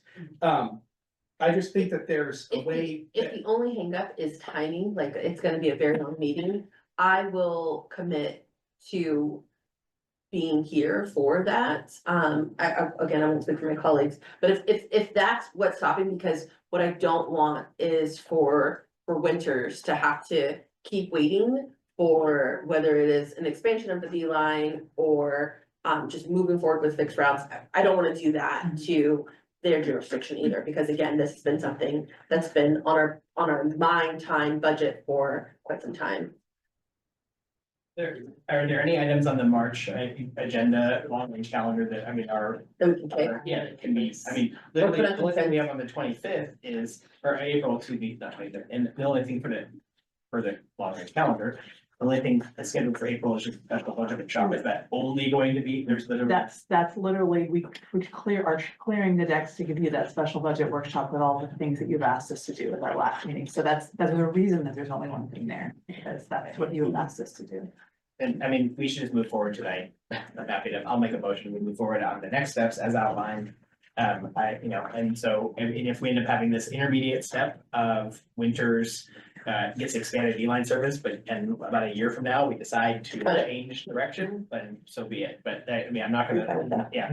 Okay, awesome. So I have a motion from Director Ferricks to move forward staff recommendation. Do I have a second? That's you, sir. Okay. I have a second from Director Viacio. All in favor? Aye. Reluctantly, aye. That's what I'm hearing from everyone. All right, motion passes. Did we get all the votes on that? Yeah. We did. Was that unanimous? We did. Yes. Okay. Yeah. We just discussed that one. All right. Perfect. I'm going to move forward to item 7, which is update on Woodland Transit Center and AHSC application. Abinap. Hello, Ben. Yeah, maybe in a moment or two, I'll slide over a couple of chairs, but until then, we can get started. So we're bringing this item back to you tonight related to the Woodland Transit Center. We last came to the board in December of last year. And there was a lot of discussion about, path forward with the Woodland Transit Center relocation. And so next slide, please. I thought we would just sort of review what the action was taken by the board, and that'll set the stage for what we're bringing to you today. So you recall, the board back in December did endorse the grant application for us to partner with the Yolo Donnelly, with Yolo County Housing Authority and their Yolo Donnelly Development, contingent upon execution of the MOU for the city of Woodland, kind of focused around ensuring that we can route our buses in ways that we need to in order to serve the downtown. Also committed assistance in preparing a viable application for the housing authority and also to pursue second court as quickly as we can. So that put into motion several activities that we've been doing over the past 2 months. This has been actually required quite a bit of effort from our entire team. Because back at that December meeting, the board, reaffirmed its preference for the 2nd and Court Street Transit Center location from the County Fair Mall. And so what we were really trying to do was to gear up for what we were calling a pop-up event so that the community could see what a, transit center located at 2nd and Court Street could look and feel like. And so we've made a lot of, progress since then. We've developed a project specific webpage on our website, including frequently asked questions. We've made exhibits and photo simulations for the pop-up event, so people who couldn't attend could actually see what we were trying to describe to them. Then we did have the pop-up event on the 28th of January, and thank you for so many of our board members and other electeds who stopped by to ask questions and to talk about the project. And then concurrent with that, we developed a community survey, and we've gotten over 375 responses to that. So we're starting to see patterns emerge from that. We also had our consultants complete the 10% design concepts for the Yolo Donnelly Transit Center alternatives, which he directed us to do. We continue to coordinate with the Housing Authority on their ASIC grant application. And we've also been continuing our dialogue with the city of Woodland. And, one of the continuing themes is their preference for an alternate location south of Main Street on Lincoln, between 5th and 6th Street. So we're still sort of in that space with the city. I'm going to talk about that a little bit more as we move along. Next slide, please. So the slide just shows you the project webpage and the different components, the different information that people can find on it. Next slide, please. And then here's our preferred alternative. The smaller insets show what existing conditions look like, and then the larger images show you what an enhanced transit center would actually look like, including complete streets improvements between 1st and 3rd Street. Next slide, please. And this was another exhibit that we had at our pop-up event. So just for a user-friendly plan view of what the improvements would look like, how the buses would be staged. This is just a variation of an exhibit that you've seen before. Next slide, please. And then, of course, we're trying to, address some of the traffic safety issues that exist there today. And this exhibit just sort of shows exactly what we're proposing to do. So folks who aren't familiar with some complete streets, enhancements, understand what those mean and what the, features are that accompany those. All right, next slide. And here's our pop-up event. We've got pictures here of a very cold morning in late January, but we were all there bright and early, staging the vehicles, talking to people. We did it during the morning peak to make sure that we could get a sense of, what effects the buses might have on circulation in that area. Talked with a lot of people, probably 75 to 100 people passed through our little event throughout the day. And we had really meaningful conversations with people who were supporters and for people who would come in and, or in opposition. And we're able to respond to concerns and, in pieces of misinformation that they might have carried into those conversations, and we were able to oftentimes really sort of soften their opposition once they understood, what the proposal was and, got, information from us about what was real and what wasn't. We didn't happen to notice any traffic congestion or circulation issue. That's been, kind of a theme that we're hearing in our community feedback. But we'll get into that in a moment. Next slide. There you are. So like I said, we had a survey. Lots of responses, and this is turning out to be, as the staff report states, a pretty polarizing issue. Overall, on balance, there's more opposition to relocating to the Second and Court Street than there is support for doing that.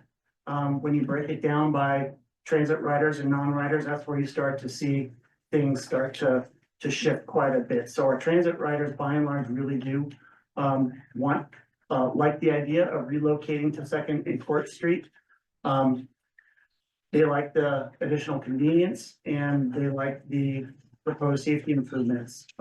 Non-riders, which are largely residents in City of Woodland, strongly oppose this location and, any of the other items that accompany it. The other questions that were included in the survey, such as whether or not it'd be more convenient for them or whether or not they would feel safer, crossing the street or being in that environment. And then we did also issue the survey in Spanish.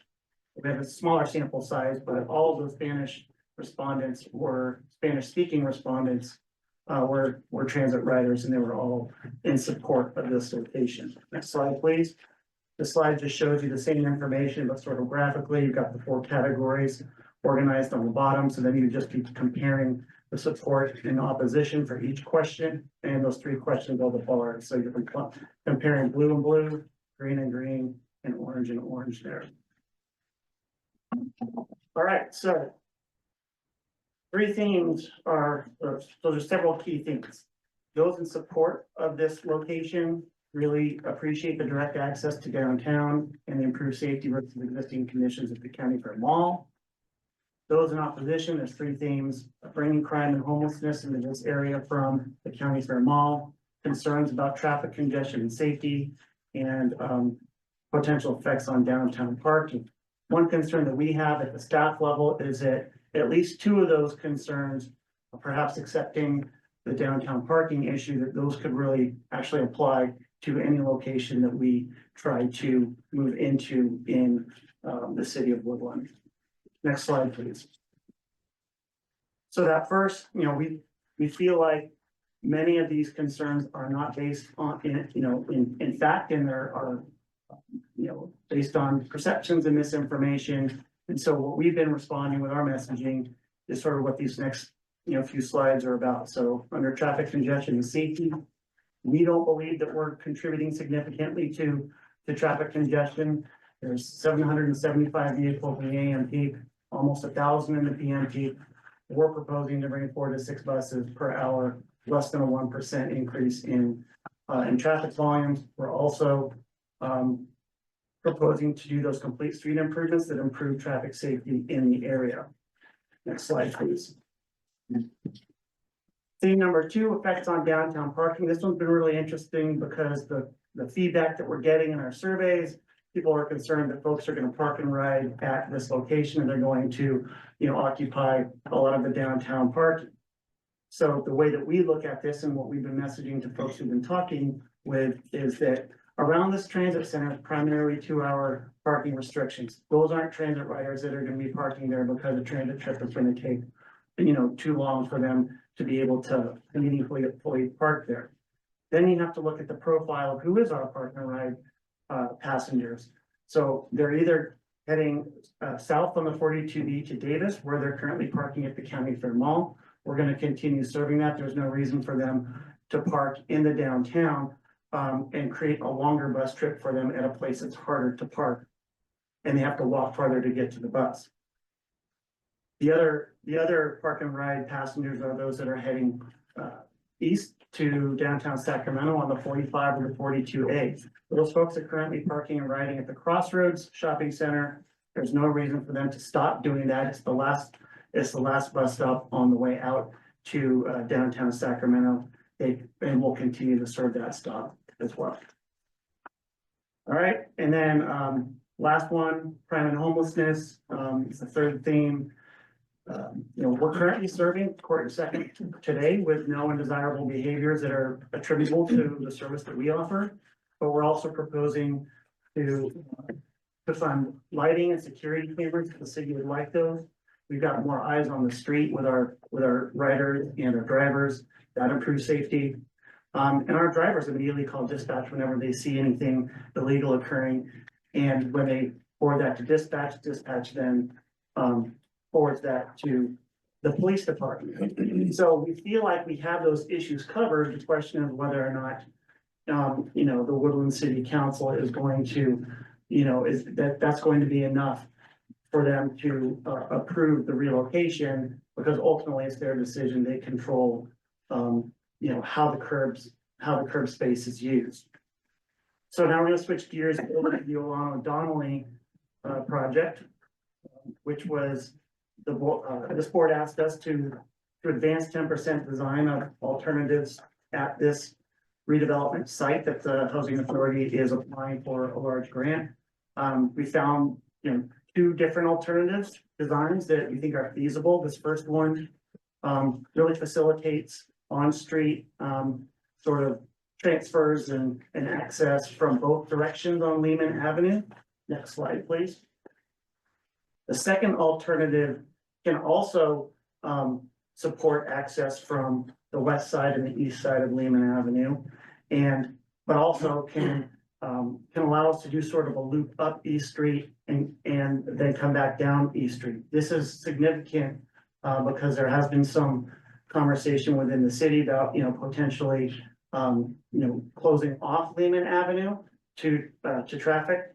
And so this allows us to explore the option of alternative routing to get to the sites where we're locked in to a specific routing assumption. All right, next slide. So like I said, we have been continuing to coordinate, trying to advance this project with the Housing Authority. Just those two examples, the conclusions there is relative cost is $2.5 million to about $3.5 million for those two projects. So those came in line about where we thought they would. This has been an iterative process with the Housing Authority and their grant consultants. We're learning more about what is important in that basic grant application and what's not. And what we thought was important earlier in the process has turned out to not be as important for grant competitiveness. Turns out the transit center at Yolo Donnelly doesn't really affect the greenhouse gas emission scores that much. You just need to have, it's really dependent on additional service, potential ridership, and that can occur within a half mile of the redevelopment site. It doesn't have to occur right on the site itself. And it turns out that neither the transit center nor the additional transit service, the increased 42As and Bs, were really affecting its greenhouse gas emissions reductions that the ASIC grant program, is really looking for. So it turns out that buying electric buses performs much better than the infrastructure and service improvements. So, we're still working with the Housing Authority and the city on determining what the best strategy is moving forward with this new information that we've kind of discovered over the last couple of months. Next slide, please. So, I mentioned earlier that the city, has expressed interest in a location on Lincoln Avenue between 5th Street and 6th Street. We had, next slide. You can see on there that, actually, just stay here for just a moment. Sorry, Ginny. So you can see the relative location there of the Lincoln Avenue location versus 2nd and Court Street. So Lincoln on the south of Main Street. The two images on the right just sort of show you what the surrounding environment looks like. That's actually Lincoln Avenue. One is looking east and one is looking west. But, the reason we didn't originally study this because it didn't meet, several of our siting criteria. And so we didn't feel like it was, an optimal site for relocating from the county fair mall. And there's other siting criteria that really need to be looked at, before we could, seriously consider relocating to the site. Hasn't been vetted for design. We don't, and it really does affect, several of our transit routes, particularly the Route 211 and the 212. Next slide, please.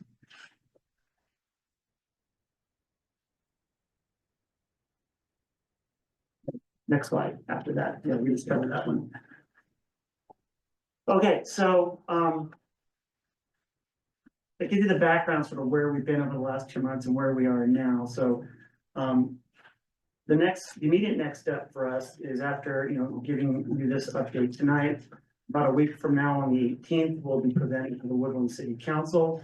If they approve, the second court location, then we'll just continue moving forward as we've been assuming this entire time. If not, then, we might need to consider some alternatives. For example, we're already starting to focus on bus purchases with the housing authority as opposed to trying to force fit, a transit center alternative that we haven't really analyzed and one that may not be supported by the city of Woodland.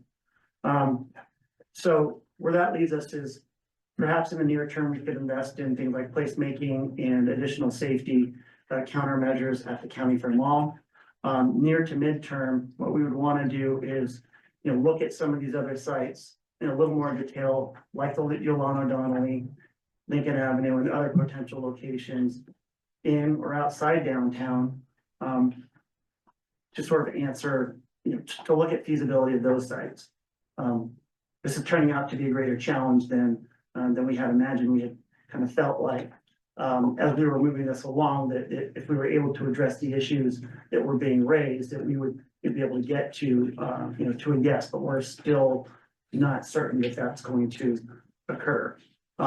So we'll find out more when we present to the Woodland City Council, and then we'll come back on March 10th and share with you, the results of that, as well as, the final results of the survey responses that we get. And that's the last slide. So leave it there. All right, perfect. Thank you so much, Mr. Abinat. Do I have comments or questions from my colleagues before we take it to public comment? I don't mind, whatever you prefer. Do you want to make a comment now? Sure. Okay, Director Vega. Thank you. I really appreciate all of the work that has been done and years of work. And I just wanted to share that I've had, I live near the county fair mall, so I see all of the activity. And I've taken the bus to the airport. My husband dropped me off and said, "Are you sure you're gonna be safe here? It's dark. You're the only person here." And I said, "Well, this is what folks have to do." So I recognize the need and really the urgency to get out of there, right? I mean, I certainly, I don't like being around there. It doesn't feel safe. And we should have a safe place for our bus transit riders to be. So I think, I don't know that anybody would argue with me that, well, maybe you would, but then we'd have a good argument that we need to move. We need to move the transit center. So I am really grateful for all the work that has been done. I do want to uplift some of the interest and some of the challenges that my city staff has brought up with the second and fourth location. So the pop-up was great. I'm glad we had the visuals you all had were great. Having the buses there were great. In terms of my initial reaction, seeing the buses, it was very crowded. I've shared this with Director Bernstein and some of the colleagues here. I avoid that area because it is not easy to get around. So I avoid it unless I must go see Supervisor Ferris, the county building. So that is a really tight area, and seeing the buses parked there kind of really was impactful for me. And just imagining the buses turning, I'd have to say that you know, that at this point, it doesn't seem like the best option. And I want to again uplift and encourage us to do some more work around the location on Lincoln, right? So this is something that my city staff has brought up. I think there's an opportunity here to have YTD staff and City of Woodland work together to come up with these options. The slide is gone. To look at, you know, which location. I don't think there's going to be a perfect location, right? So I think I used to think that there was a solution where everybody would agree, and I don't think that that's possible. But I think we can get closer if we have both teams work together to come up with one that is close to perfect. I have some, Director Bernstein, I shared with you, you know, some of the public comments that we've received. So there have been a lot of local community members, business owners that came to the pop-up, and since they've more awareness has been brought up, have shared opposition beyond the some of these kind of perhaps misperceptions of what might happen in a transit center, but some real concerns around traffic congestion, pedestrian safety, that we should look into and explore another area that might mitigate some of those. So, thank you. Okay, perfect. Thank you so much, Director Vega. Any additional comments or questions from my colleagues before we take it to public comment? All right, great. Do we have public comment in the room? Yes, all right.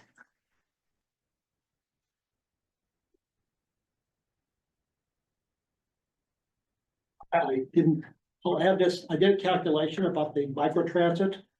And the microtransit service to Winters is costing about $97 a trip. Oh, I think. That's the last item. I just say, basically, you're gonna move ahead, and you're gonna have to defend that expenditure of public funds.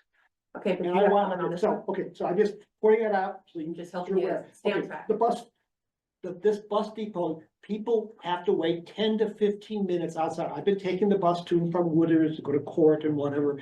And at night, in this parking lot, the bus shelter leaks. I have a picture of someone holding an umbrella in the bus shelter. This has been neglected for 5 years, so thank you for moving it ahead. But moving it to Lehman Avenue is also terrible. Please go out the wrong way, take a left turn at the end of Pioneer, go down and drive through, and get out of your car and wait 5 minutes. I know you don't take the bus, but wait 5 minutes in the neighborhood, see how comfortable you would be. Is that not an improvement? So glad it's off the list. 5th and 6th and Lincoln, please visit that site. It's go to the police station. There's a parking lot on the other side with spike things. It's a very uninviting spot. We want people to ride the bus. I want to feel comfortable with my wife riding the bus to the airport. And I can't persuade her because of this terrible transfer point in the middle of nowhere. It's unsafe. I would never have her ride home from the airport. This is we're spending a lot of money to make people to the airport. People want to park there. It's expensive. But we don't have a bus system that's safe enough for women. And I just understand why Woodland has a problem putting a bus downtown. New York City has crowds and buses and whatever, and that makes it a vibrant city. People are alive. People around the street. That's what people want. Cars they don't want. A lot of people object gratuitously with you can't park right in front of them, right in their store when they shop. But somehow having a bus in front of their store is obnoxious. Or making people walk $4 or $5 because they're a bus rider is terrible. I don't understand our values here. If we want people in transit to cut down traffic congestion, cut down greenhouse gases, but I don't understand the values here. People who never ride the bus, think only poor people ride the bus. The plan of putting in Lehman was basically, it's okay, we get a grant, we'll put poor people on the bus, they ride there. I don't think this is right. I think our values are a little messed up. You guys don't ride the bus. Try it. Ride to and from Woodland to Davis a couple times and go in that center and figure out where you want to spend 10 or 15 minutes transferring buses in Woodland. I think downtown at Court Street, which by the way is an employment center, people in the county might take the bus to and from the county center to live to Davis if it was right there. thank you so much for listening. Please consider equity. Please consider treating poor people just as well as people who drive their car. Thank you very much. Thank you so much. Great comments. We have our next presenter. Thank you.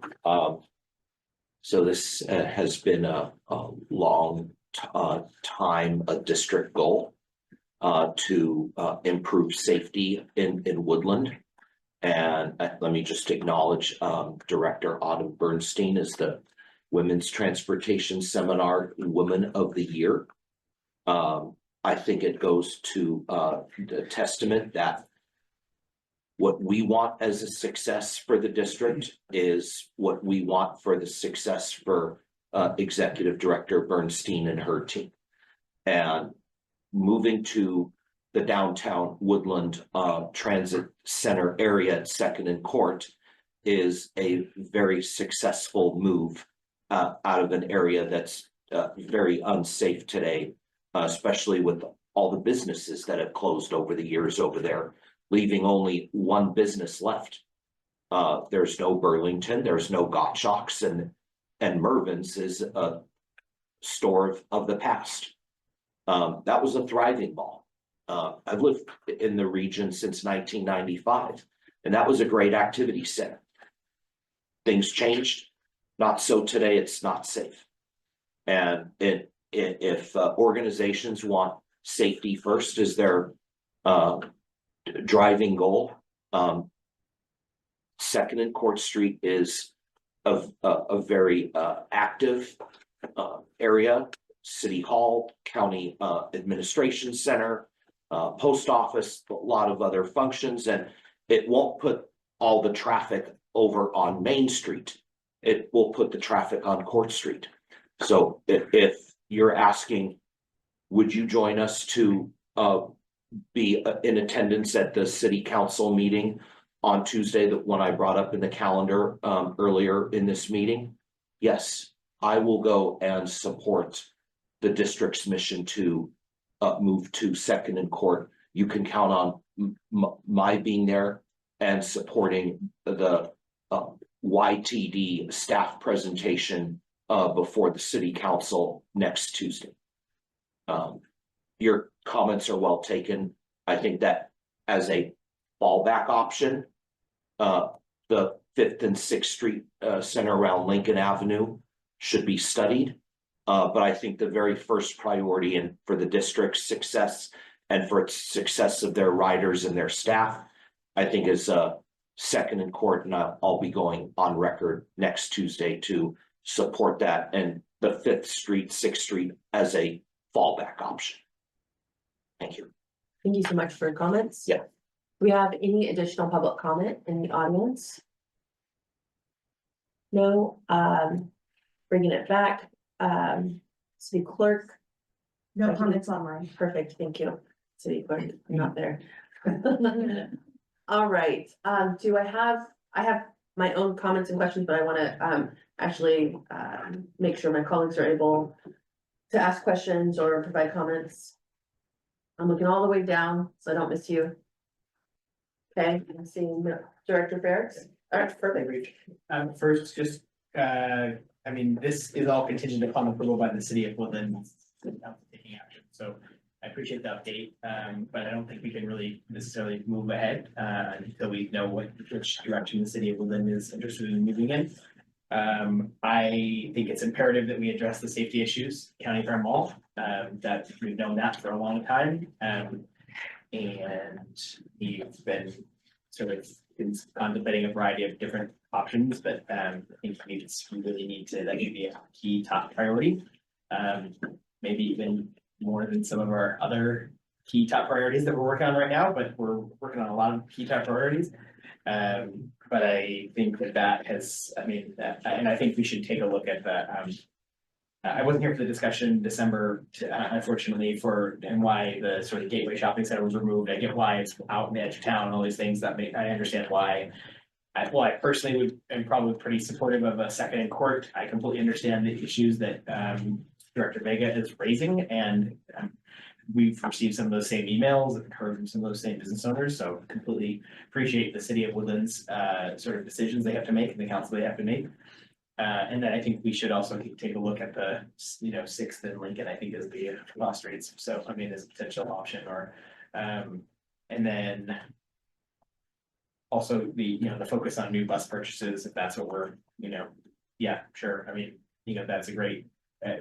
Sort of combination, grant with YCHA, so it seemed like that's also something that we should be considering doing, so just a couple of what question and then some thoughts, thank you. Director Chapman? Thank you. Yeah, not much. We've kind of been down this road recently, so yeah, I still, we talked about the Second and Court Street, I think waiting to see what the Woodland City Council does on the 18th is the appropriate step forward. And I, went to the pop-up event that happened last month and appreciate some of the concerns and conversation that folks in Woodland were having around moving the hub and what some of the impacts may be. A question I have, so presumably we don't own the land that the county fair mall, where it's located.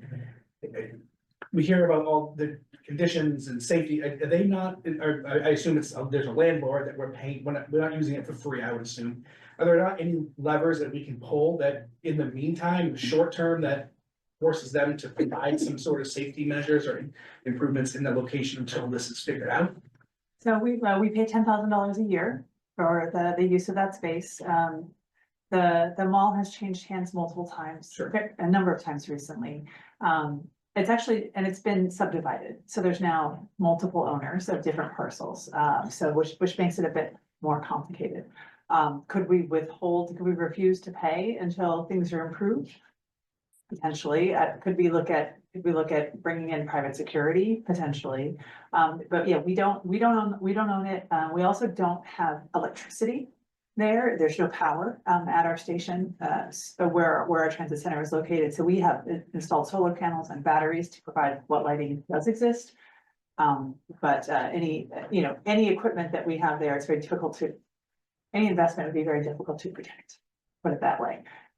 So it's a very challenging situation with the current property owners. And I'm not really optimistic about getting them to do a lot more for us. I mean, they literally picked out their last tenants of the interior mall, picked them out who did not want to leave last year because they didn't want to have to pay to keep the fire code, the fire equipment up to code. So they forced their tenants out. So I don't think we're in a great position as far as trying to get them to do anything. But I will say the city of Woodland has been great in recent months about trying to, working with the property owners to post no camping signs so that, and then the thing is though, because it's private property, the city can't go and enforce it unless somebody complains. And so it's really on us to notify when there are issues and get the police out there to do enforcement, because there's not a partner on the property management side that we can work with.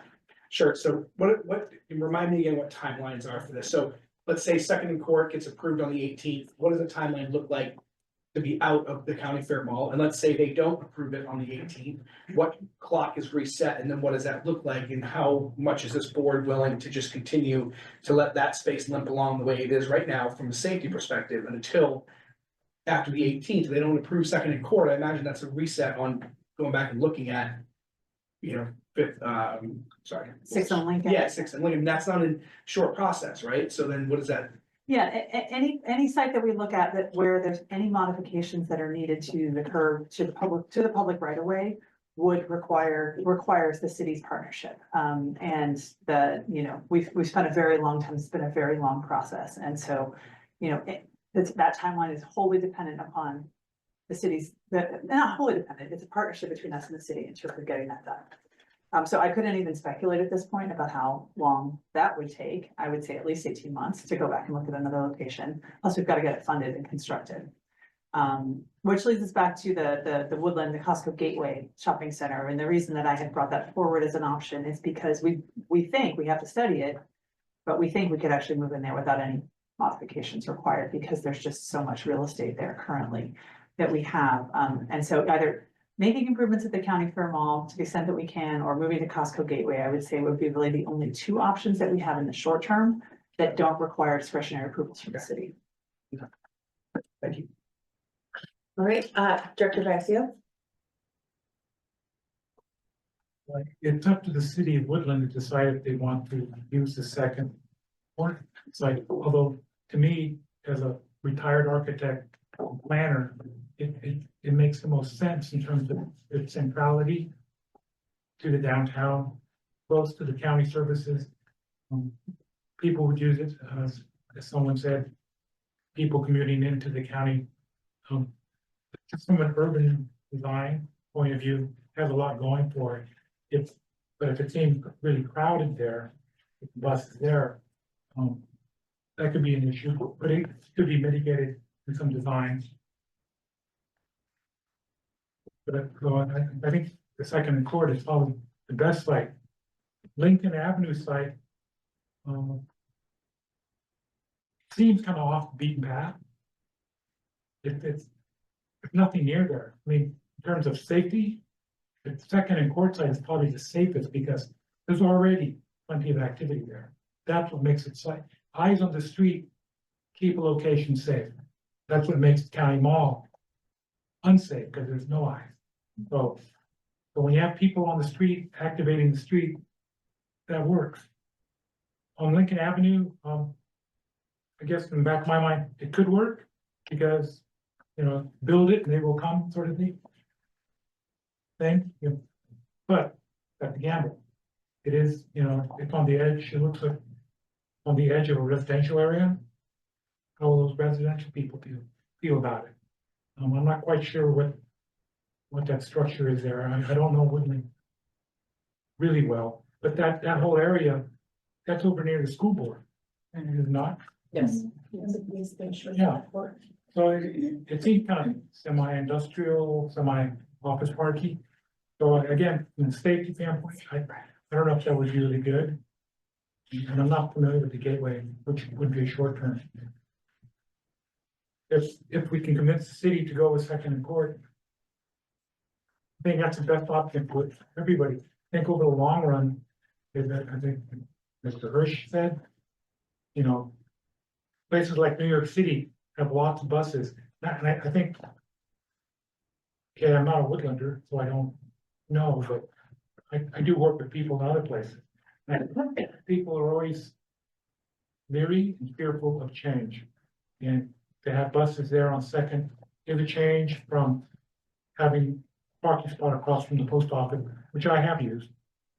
And I come to the courthouse quite often, so the courthouse and the county administration building. Thank you. Thank you. I have probably just a couple of comments. I do also believe second and court are likely is likely the best location. However, I acknowledge that this has been a priority for our board for I think 5 to 6 years. To Director Ferricks's point of, potentially maybe it should be elevated in priority, and with that elevation, maybe it could move quicker along. I'm hopeful that the city council will approve this from Woodland, but at the end of the day, as my colleague said, it's actually not up to us. It's up to the city of Woodland, and there's a lot of things that I think they have to consider that potentially we don't have to consider, and so I acknowledge that. I do want to make sure that for whatever reason, if they don't move it forward, that we also don't simply just acknowledging that we've been working on this for a very, very long time. I would want to get more than just I think it's 6th and Lincoln as an option from the city, because as Director Vazio brought up, there's residential over there too. And so what I would hate to do is, which would often happen to me at the state, it's like, no, go find another rock and then bring it back and we'll tell you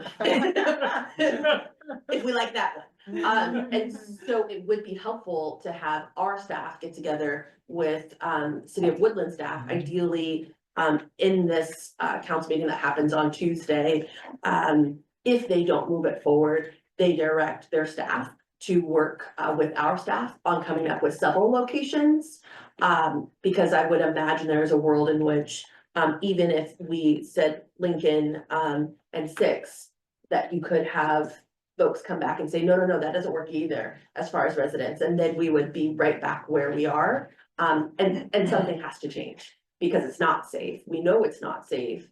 And so how do we make that a priority? I understand it would be 18 months start to finish. What I would love, though, is in the next 12 months, we get an agreement with City of Woodland, no matter where the location is, that we're able to get that agreement and actually have a solid plan to move forward versus continuing to limp along, as Director Chapman indicated.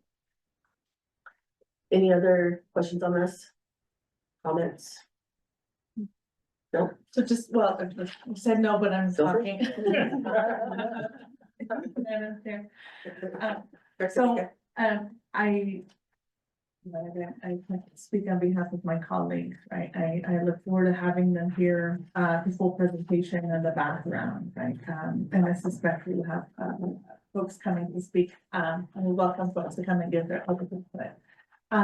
And, you know, I do want to, Director Bernstein, you mentioned, right, any site that we would have to do improvements, we'd have to be in partnership with the city, right? So in that spirit, I mean, in my mind's eye, there's a path forward where if, and my colleagues decide that second and fourth is not the ideal option, that we could prioritize and set the expectation that our city staff would work with YTD in a partnership to come up collectively with, or together with a couple of options, so that when this comes back to us in the near future, it's two options that have been vetted, and there was collaboration between YTD and the City of Woodland, so we wouldn't have the situation that we're on now, where the option that is moved forward has some concerns from our city traffic engineers.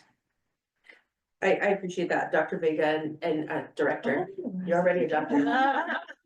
I'm manifesting that for you. So with that in mind, what I think, just simply along that vein, and potentially in addition to directing Woodland city staff, and again, this is just aspirational, it would be great to also put a clock on it, right? A timeline of what that looks like, because I think, because it has been a partnership that maybe we've worked in a silo on, it hasn't moved like it should, and if we had both of our eyes talking about safety, both of our eyes on it, both on the YTD side as well as city council side, that potentially it can move faster, again, for the safety of those who are riding it, for the safety of all of our collective residents, by the way, that ride this, that will utilize this transit center, and then of course for your residents as well. I'm assuming this is your district, and so at least the current one. The current one, no? Oh, she says no. Right. Okay, with that in mind, I'm gonna keep us moving because I know that we're over. All right, moving on to item 8, service to Sutter Health Park for River Cats and A's 2025 baseball season.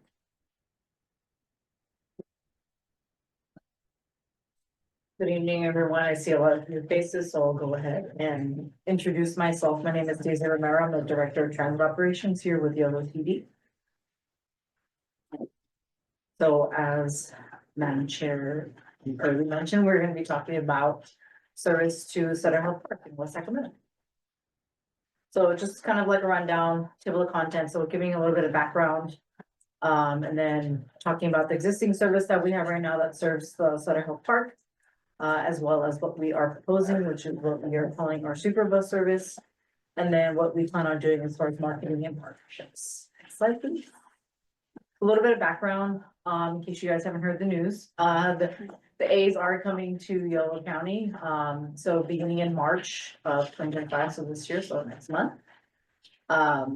Sutter Health Park will be home to not only the minor league and the River Cats, but also the athletics.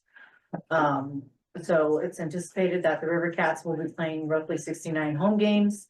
Start times do vary, so we have games between 12, 1, and 6 p.m.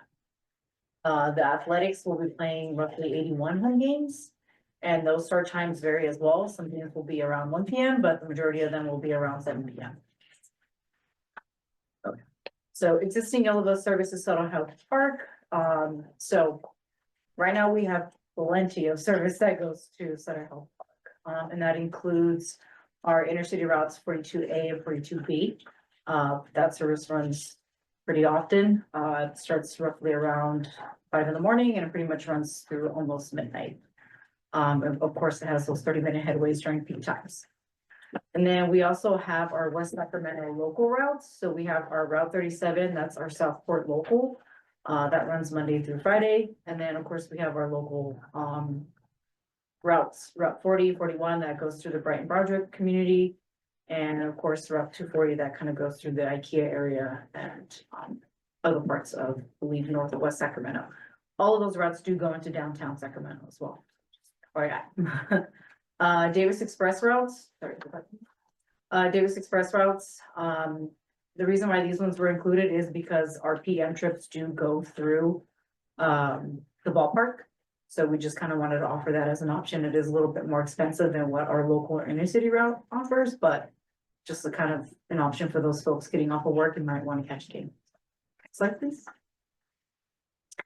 This is just the kind of map just to kind of show you guys where our current stops exist, our current stops exist right now.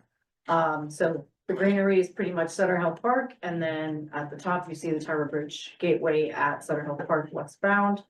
And then at the bottom, it's Tower Bridge Gateway, Sutter Health Park eastbound. So those are the two stops we have right now at the ballpark. Pretty VIP access. And then, of course, this is just our existing schedule right now for the 42A and 42B. So like I said, we have pretty extensive service that runs through the ballpark, at least for intercity routes. And for those folks who aren't aware, our intercity does go through the airport, downtown Sacramento, West Sacramento, Davis, and then please. So what are we proposing? So the sweeper bus service, just to clarify, it is not a new route. It's not a new service. Essentially what the sweeper bus is, it's a bus that follows our already existing routes, and this typically happens when we run into capacity issues. It's not anything new. We actually do this on an occasional basis when our 42s are highly impacted at the county fair mall, specifically with our UC Davis students. So our buses right now can max hold comfortably, anywhere between 45 to 50 people seated. After that, a couple of folks are standing, and after that, we run into capacity issues. And so this typically happens at the mall when students are trying to get to class, and occasionally we do run these super buses. So basically what happens is our drivers will radio and say, hey, I can't pick up any more passengers. Can you guys please send another bus? So that way we don't leave these folks stranded. And so that driver will come in, pick them up, and essentially they'll kind of go in drop off mode and just drop them off the folks and getting them where they need to be. Once they've kind of emptied the bus, then they either go out of service or our amazing team at Transdev, our dispatchers and all of our schedulers will reassign them as needed. So that's essentially what we're proposing here is during those when the game ends, so we're estimating for the 7 p.m. Games, it's gonna be around 9:30, 10. We are basically saying we're gonna have 2 buses running after those game times, at the same time as when our 42A and our 42B is departing, and that's anywhere between 10:15 and 10:30. So that should actually give our folks more than enough time who are at the games for either those post events, Friday night fireworks, my favorite, and any of the other events that are happening after the game ends. So this actually gives folks more than enough service to get after the ballpark. Excited? So the super buses will touch on our major destinations. Again, they are going to basically be mimicking the 42, so they're going to be making the exact same stops as the 42, just not the entire loop. So for the 42A going westbound, they're going to start at the ballpark, and then it's going to hit various parking rides. So like the Enterprise parking ride in West Sacramento, Davis parking ride. It won't specifically stop at the Davis Amtrak station, but it will stop at that 5th and I stop, I believe it is, in Davis, and then it will end at UC Davis. Route 42B eastbound, again, will start at the park. It will hit the stops near the Old Town parking garage. The Sac Valley Station, again, it won't directly go to the Sac Valley Station, but it will stop near J at 6, which is like literally like a block south of the Sac Valley Station. And then 9th and K, which is a major Sac RT light rail station, and then as well as the downtown plaza, so Golden One Center, so around L and 5th Street. Site things. And this is just a map. I know it's kind of hard to see on here, but it is in the packet. And this kind of shows you what we're planning as far as the routes. Again, it's literally a carbon copy of the 42A and the 42B. It's just snippets of it. Because again, we're just trying to get people out of the ballpark to their final destinations, and that's it. Next slide, please. And then our marketing and partnerships. So currently right now, we're working with the city of West Sacramento as well as Sacramento Regional Transit. We are trying to get into conversations with Amtrak, so that way we can kind of coordinate, you know, maybe some cross promotional, because of course folks might be taking Amtrak. As well as working with the ballpark, so Sutter Hill Park. But for the time being, we are pretty much doing our own independent marketing. So just kind of handling everything in-house or using our contracted marketing person to promote this service. But again, those conversations with our partners will continue. You know, we've had emails flying back and forth this whole week asking like, hey, well, what's going on? What are we gonna do? So just know that we are working with our partner folks and our partner agencies to make sure that folks, that this is a service that people want to use, that, hey, we're here, we exist, come to the ballpark, enjoy the game. Perfect, thank you so much. And so with that, I have one question from Director Ferris. Just actually 2 quick questions, apologies, Madam Chair. First question is just the term sweeper bus service. I know we're working on marketing, but like, we should, hopefully we can, Beeline is like so creative, so Yeah. hopefully we can come up with something catchier than sweeper bus service. Well, baseball, like, I'm not a marketing person. I'm a marketing person like that, right? That'll be my one. Bullpen bus. The one question is just about different names, so anyway. Yeah, for sure. That's one. For sure. Second one is, just for your Baseball. comment, about Capital Corridor or being in contact with them. Are you in contact with them or do you need Kate, or do you? We need to be in Okay, contact. we're happy to help. You have 2 members right here. Yeah. Make that happen tomorrow. So, Sweet, yeah, thank you. Priscilla, who's the marketing director for the Capital Corridor, will be really, really excited about part of Sweet. it, I guarantee. That they're very, very good about trying to figure out the part with all the local transit agencies on service to and from the games and such, so yeah. Awesome. Yeah. Thank you. Could be the cleanup hitter, but Hey, Brainstorm. calm down. Anything except for just sweeper bus. All right, so I would just add, City of West Sacramento went into contract for communication and strategic comms partly for this. And so if for whatever reason they have not already connected with you on that, you should definitely also connect with them. We have a website that's going up and some other things, so you should definitely be on that. And with that, I'm gonna go to public comment. Any public comment? That's why, Going with the theme. finally, the item of the night. Yes, yeah, thank you for this. I had provided staff months ago, I think it was like right when the announcement came or within 30 days, a hard copy of an email with suggestions of contacting businesses and organizations, including the team custodians, not owners, but custodians, to have that conversation and discussion for the financials to up the service levels through business and organizational contributions, so things didn't have to directly come out of the organization budget we've been referencing and talking about this evening. Great idea about the cleanup hitter bus, sweeper bus, whatever we're going to move ahead with it. It makes me think a lot of what Golden One Center does with the light rail routes, that it's not just a single car, but everything going and coming as a 2-car.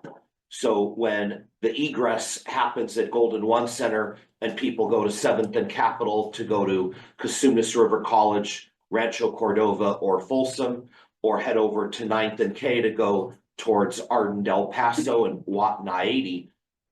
Their two cars hook up to each other based on whatever equipment is available to run. And instead of just a single car, you'll have people that will sit and stand to capacity on the trains. And so I'm thinking of that and comparing it to the cleanup hitter bus option, which you could probably, if they're running that close back to back with each other, could get virtually the same capacity at that moment with the regular bus and the cleanup hitter bus right in front of and in back of each other, similar to how the trains operate for the basketball games right now.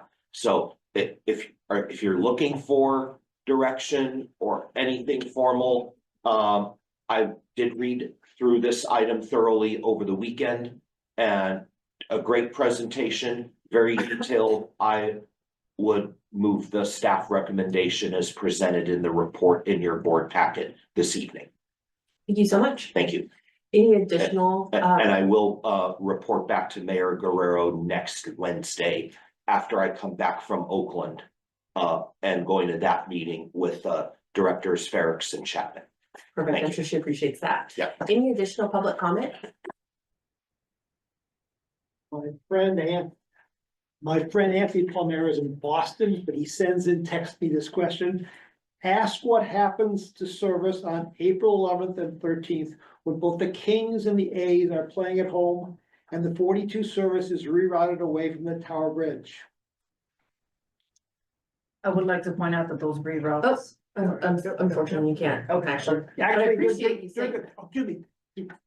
This is this is a noticed item, so staff can engage in a discussion, can respond. You have to let, but it is legal. All right, end of public comment. Would you like to answer that? Sure. We control the reroutes of those buses. So if we can reroute them however we need to, depending on how those street closures are, but the reason we go off of basically crossing the bridge is because we choose to do that. Okay, okay. So appreciate that. All right, perfect. Thank you so much for that response. It sounds like that is a choice of ours. I have heard that our connections with, I don't know if it is the police on the Sacramento side, but I thought they also were part of our rerouting, but it sounds like I had a misunderstanding. So I believe Sac PD does control the closures around the Golden One Center, and those are pretty much set, so the streets that get closed, but at the end of the day, we choose how we want to detour the buses. So if we want to send them over unless there's like dinner on the bridge, then at that point, we don't really have a choice. And I'm sure, we'll do everything in our power to get that information out there. I mean, there are ways to get around the ballpark. We would need to work a lot more closely with West Sacramento PD and ensuring that traffic. And you are, correct, because we have been working on our plans. Okay. Yeah, so we've been having conversations with the city. I don't want any names, but yeah, we have You're been good. having conversations. As long as those conversations are happening, and then if there is support that we need to provide on the Sacramento side, to potentially help, let us know. I mean, that is where you can tag us in, whether it's this relationship or some of us that on SACOG, and can be supportive there. So that's what I will name. Any other questions? Seeing none, we are moving on to item 9, with an abbreviated administrative report. Great. Do you want to have me go ahead and go first? Yes, please. All right, great. So we launched our major service change in January with restoration of the Davis Express routes and evening trips on our Woodland local routes. We want to thank our Transdev team for all their work in making that happen. Our finance team wants you to know they are working on the audit as well as year-end reporting for both FTA and the State Controller's Office. So a lot of work there. We'll be bringing you hopefully the audit next month. STIP funding coordination. This was a hot topic at our last board meeting. Wanted to share that there's been very good progress. It's continuing to move in the right direction. We're making refinements to the sub-allocation calculator right now. We put forward a draft term sheet and haven't actually had a lot of requests for changes to that. And it's good news that good news that it all seems to be moving forward at this moment. We think all the partners are on board, and we look forward to bringing that back to you as an action item along with all the other jurisdictions, your individual jurisdictions taking action on that hopefully in the next 6 weeks or so.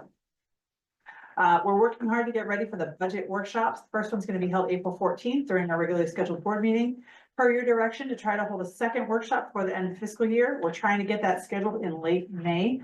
Please keep an eye out for communications from Janine and me to get that locked down so we can get that meeting date scheduled as soon as possible. And then last, I just want to note, we are now conducting interviews for our marketing communications specialist in 2 weeks. We're really looking forward to closing that gap. Right now, we're doing it with consulting assistants, but having a permanent staff person is going to help us with all of, marketing, whatever we're calling it, the pinch hitter bus, whatever you want. We're looking forward to getting that position filled. And that concludes my report. Perfect. And you took care of long range calendar and executive report, correct? I just want to make sure. We do have a long range calendar slide, but we've already talked about it briefly. talked about it a couple Happy to times. answer questions if there's any questions on it. All right, great. I think you already made your question. Yeah, I just see him standing outside. Didn't we already do public comment? Did I not on this? No, that's fine. Okay, perfect. I'm gonna just keep rolling this through and then I'll get public comment. I promise you. I won't forget about you. Trans Dev report. Sure, just quickly. Oh, go ahead, Mike. Thank you. No, all good. Say here or here, it doesn't matter, right? It's up to you. Your choice.